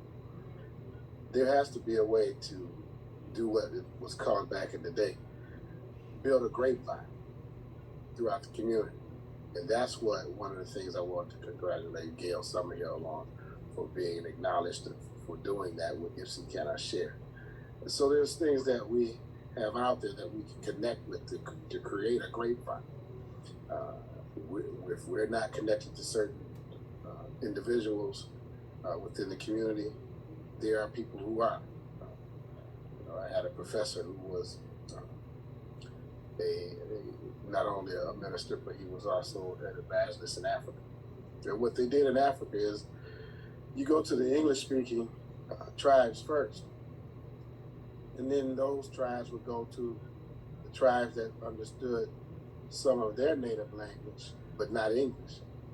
And then you go deeper into the woods with those who did not understand the native language of the first group, but had some connection to the second group. So there's a way to create a grapevine, and we have to find a way to do that. So I appreciate that, but also tremendously grateful to be a part of hearing the stories from the two young ladies, Ed and Tricia, and also from Commissioner Sanders. There has to be a revamping of what we do as far as when we get updates, when we get data on I guess nonprofits that we associate and partner with. How are we checking that they say that they're giving us to show that they're actually doing the work that we have contracted them for? There has to be another way of monitoring that in a way that is suitable to where these type of things won't be happening. If a person that's contracting with us, building is falling apart, the person needs to have a way to talk to our building facility, to let them know they need some help with the building. So I don't have a solution for that, but I do know that we have to revamp the way that we provide services. Some of the wraparound services that the two young ladies talked about, we need to find a way to connect that and also make that happen too, because it's very crucial. The one young lady was murdered here who had just left Safe House in Ypsilanti, and that was disturbing. I know the families, right? So it's terrible that we hear these things, but it's also our responsibility. And once we hear these things, to take be accountable for not having a better process of being able to manage and monitor these things, but also to move forward to do something better, something different. Thank you. Thank you. Any other commissioners? Okay, I have a quick comment. I want to thank everybody for their comments. I want to all the people who called in, and then also my fellow commissioners. And then I want to let people know that we are in the midst of planning additional community-focused listening sessions, and we'll have more information soon. I also want to remind us all again that Commissioner Sanders had an amazing suggestion, I think before we were all vaccinated, to consider for after we were vaccinated, which would be a bus tour. I think that could be a really good way for us to go around and talk to people and hear what they have to say. And so I want us to think about how we can make those things, make that happen. And then I guess I also want to say, when our health department goes out, when OCED goes out and gets community input, that input comes back to us. And so we have 1,400 employees here at Washtenaw County, and we are the board of 9, but we are also in connection with the other people who work at Washtenaw County. And so that input does come back to us. It does come back to administration, and it does become part of the actions that we take. And so I think even though we're not out, knocking doors all day, talking to people, which I actually would think would be a lot of fun because that's one of my favorite things to do, it isn't, we are trying hard as an organization to get out there. And I do agree, we're hearing that people want more communication, and I am all for it. I think that is the best part about being a county commissioner. I mean, I just love being out talking to people and hearing what they say. And so I know I say talking to people, what I mean is having conversations with people, and I love to hear what they have to say. And, Saturday, I actually spent some time helping to plant the wildflower garden at Sugarbrook Park, which was Tajali Hodges' project through Ypsilanti Township Park. She's a park commissioner, and there were a lot of people there, and I was able to see Commissioner Sanders as well. And then I spent quite a bit of time with Melvin Parson of We the People Opportunity Farm, walking through the neighborhoods, and we talked to a whole bunch of people who were very happy to talk about what Washtenaw County needed, and that was really fun. But I will emphasize that I was there with Commissioner Hodges at his invitation, and so that is something that we have to be careful of and respect as we go out into the community and talk to people that that we're there with the invitation of the other commissioners, and that everybody feels good about it, because that's working together. So anyway, I think this has been a good conversation. I think we need to talk about communication more, because it is clear that not everybody is satisfied, even though we have been working really, really hard to increase our communication and get more input from our residents. We are, I think I can speak for everybody to say we are here for our residents. Everybody takes that very seriously, and we are all trying very, very hard to do our best at that. All right, so now we can move on to liaison reports. Does anybody have a liaison report?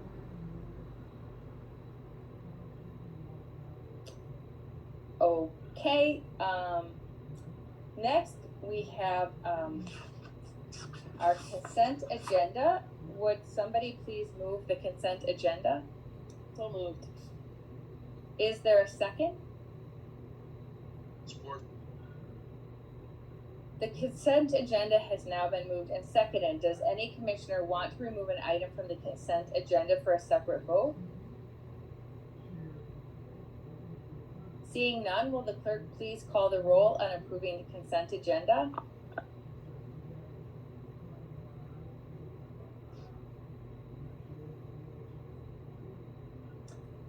Rianne, you're muted. Okay, here we go. Commissioner Beeman, Yes. Commissioner Hodge, Yes. Commissioner Jefferson, Yes. Commissioner Labar, Yes. Commissioner Maciejewski, Yes. Commissioner Morgan, Yes. Commissioner Sanders, Yes. Commissioner Scott, Yes. and Commissioner Shink. Yes. Thank you. Next, we're moving on to the resolutions. Would somebody please move the resolutions?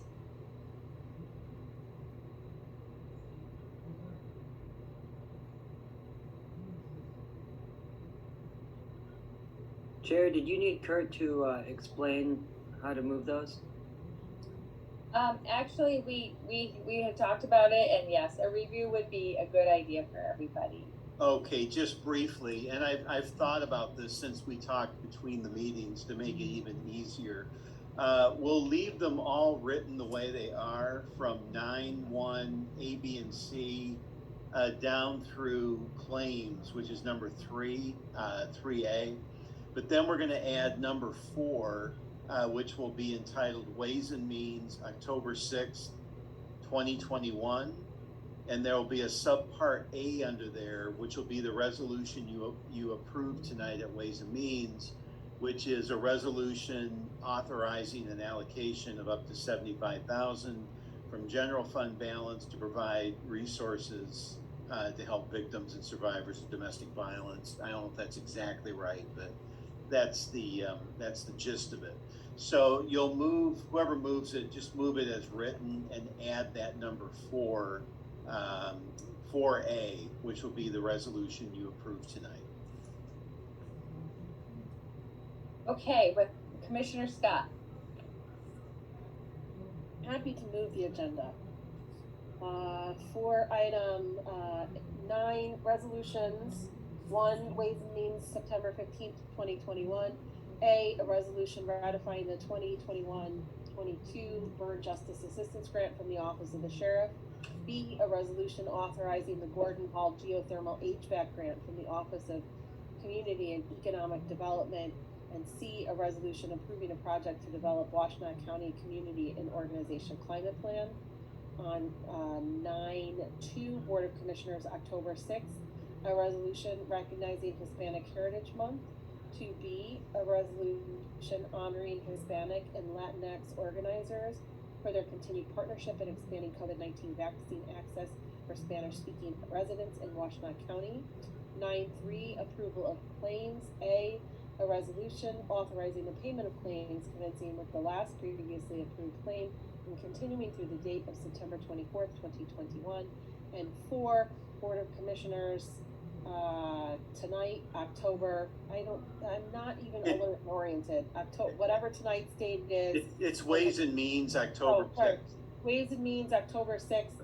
A is the resolution to support Safe House. I didn't. Correct. The whole. Correct. To provide $75,000 in funding for the victims. Right. Right. Thank you. You're welcome. Is there a second? Support. The resolutions have now been moved and seconded. Does any commissioner want to remove a resolution from or an item from the resolutions for separate vote? Seeing none, will the clerk please call the roll on approving the resolutions? Commissioner Hodge, Yes. Commissioner Jefferson, Yes. Commissioner Labar, Yes. Commissioner Maciejewski, Yes. Commissioner Morgan, Yes. Commissioner Sanders, Yes. Commissioner Scott, Yes. Commissioner Shink, Yes. and Commissioner B. Yes. Thank you. Item 10, report from the county administrator. No report. Thank you. No report from the chair of the Board of Commissioners. Are there any items for future or current discussion? Seeing none, we're ready. Oh, Mr. I Gill? am sorry, just came in. I just sent you all the email from the Safe House Board. Okay, thank you. Okay, if there are no other items for current or future discussion, we're ready to adjourn to the next session. I'll move to adjourn. Support. All those in favor? Aye. Aye. Thank you, everyone. I hope you- Non-debatable, always in order. I feel like I have to say it every week. All right, good night, everyone. Stay safe. Good night. You too. Good night.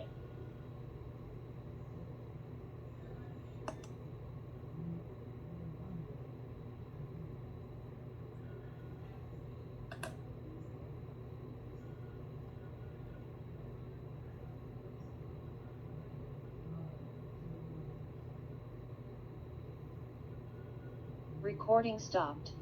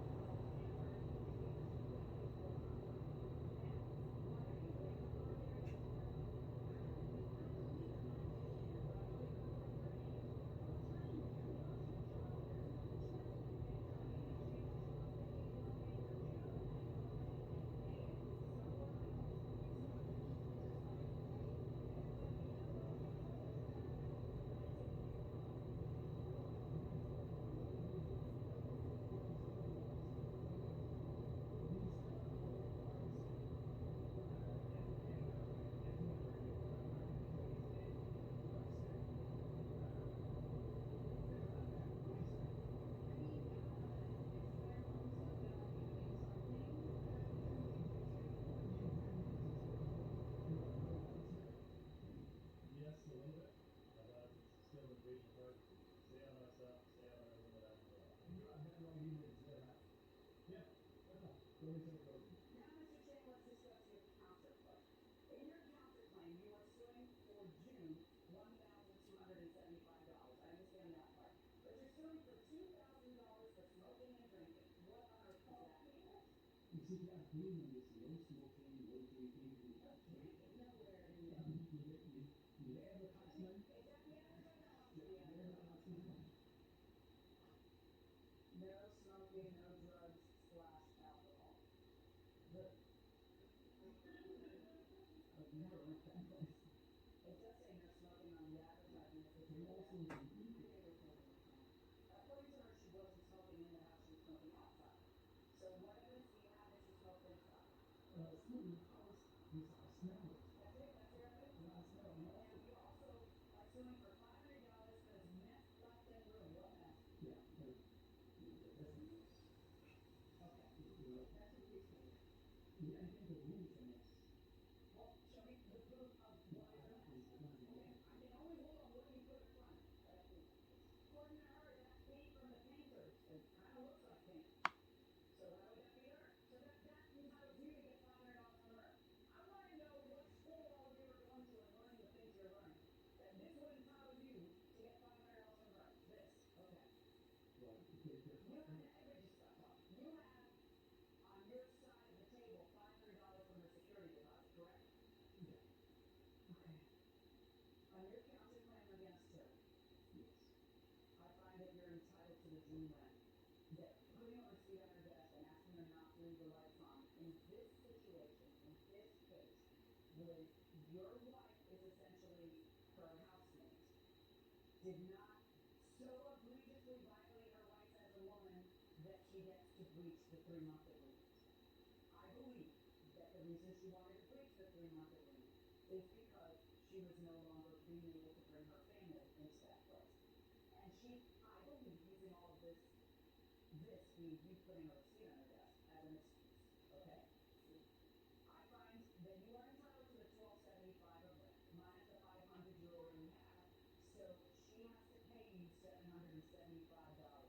You do not get $500 for a mess in her room. You do not get $2,000 for smoking and drinking that you have no evidence of her doing inside the house. On her counterclaim against you, you don't get $900 in legal fees. You do not get that because you're not winning. I find that you did not have a right to not only not stay, but also get all your rent back for the last 2 months. I think that you have to violated right. He is allowed to rent. You know what you're allowed to do? You're allowed to put a receipt on your desk and ask you to leave the lights on. That's what your housemate is allowed to do. First, you're going to amend in the amount of $775. If you don't get it, you are never going to get it. So there is no point in a continued explanation. Fuck it. That's what I want to get. That's what I want you to say. Yeah, I'm sure you have something you'd like to say. On national TV again as well to walk into a woman's room, violating her right, even though his lease says that he has to get 24-hour notice. This is for cheating. I should have made my own, and I should have made the things on my own. I should have never come here. But if a man can violate the lease after writing on his own that he cannot come in there and go into a woman's bathroom, this world is crazy. Well, obviously she is very, very upset. Mr. Chang, I'm sure you must have something you would like to add to it. How do you feel about what just went on? She was very demanding of me, and yet she thought that was the truth. So You're going to get $775 back. Not the full $3,000. Okay, very good. Maybe things will work better for you in the future. Okay, thank you so very much. Well, very interesting case, Harvey. What do you think? You know, I think we should have this, but you should establish the smoking policy, whether you allow it or you don't, at the beginning in life.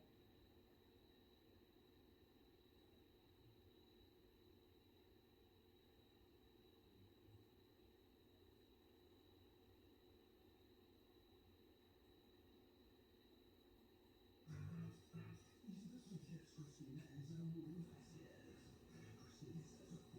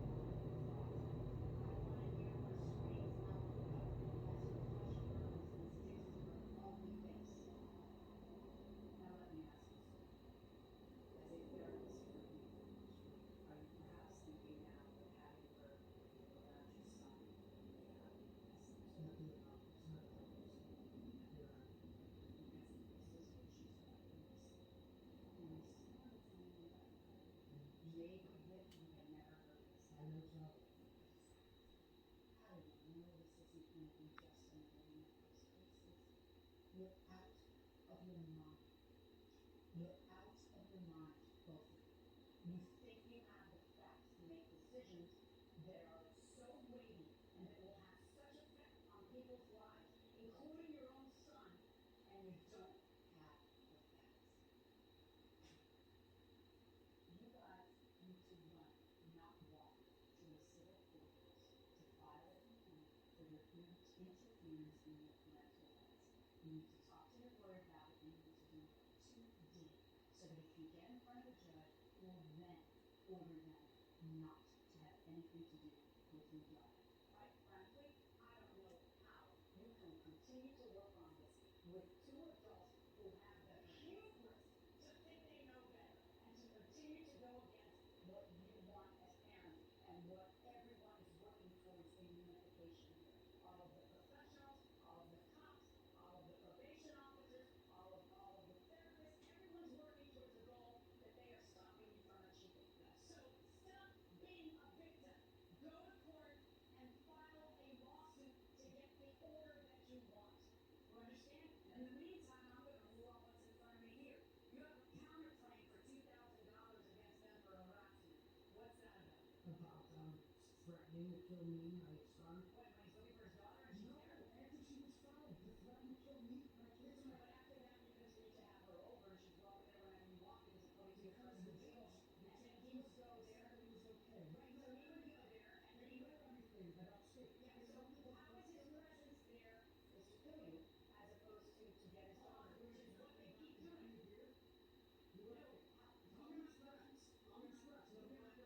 Let me hear my question. Why are you deducing that his presence in front of your house would be to kill you as opposed to get his daughter from you? His 14-year-old daughter. She was already returned. I'm not talking about the big hiding that with helicopters. I'm talking about after that. After that, the probation officer went to your house and she was there on your Facebook and your face. She's open there anytime. It's not like the middle and I'm going to keep walking in there. So that's I'm not going against the judge's order. Do you hear what I said? Yeah. I'm talking I don't think you do. I think I'm talking too freaking long. That's what's happening here. I keep talking and nothing's going in your thick head. But you're so busy trying to be right that you don't understand that there's a get on my order. I don't have to be laughing. Okay? Listen, I need everybody to listen because our contact here is going to be over. Okay? But you guys have to go back to your children who don't listen. And I don't mean to, I know that when you have a child who is becoming governor, that people get through this. That child won't be alone. That child one day is going to be a woman, a mother, she's going to have a job, and she's going to have her own children, right? And then her children will give her some trouble, and that's the day she'll look back at the two of you and beg forgiveness, and it's just, this isn't gonna last. But if you don't, while you're working on this so hard, the last thing you need are two unrepentant, smug other parents interfering. So, I don't really care about an iPhone, I don't really care about updates, I don't really care about a sweater, I care about lost wages, because they gave your child, and when you sue the rest of that money for being suffering, for making a false claim, I don't know whether they're the ones who made that false claim. God, I sure as heck know they're the ones who had that child in their house and caused you a great deal of pain and suffering. So I am ordering Mr. and Mrs. McManus to pay you the $5,000 back that you are asking for in this court. But again, it's not going to stop until you get that court order. On your counterclaim against them for $2,000, here's a shot. I wish you the best of luck. Don't give up on her. Because if she feels that really, you know what, I'm actually talking to you. I know. You are on her. There is no way. That lady is her mother. The lady walked out of the mother. You are on her. And she needs to feel like you're going to keep fighting. Okay? You have to shine as a mother. Thank you.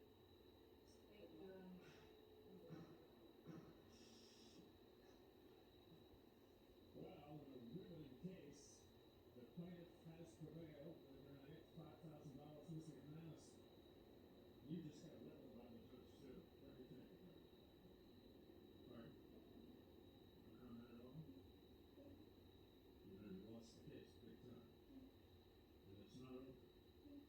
have more legal issues facing you in court, you could go to jail. It's possible.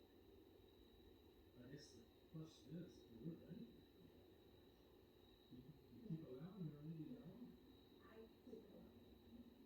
I don't know, but I should still work on things. You know, I learned something from this experience. You know, when we,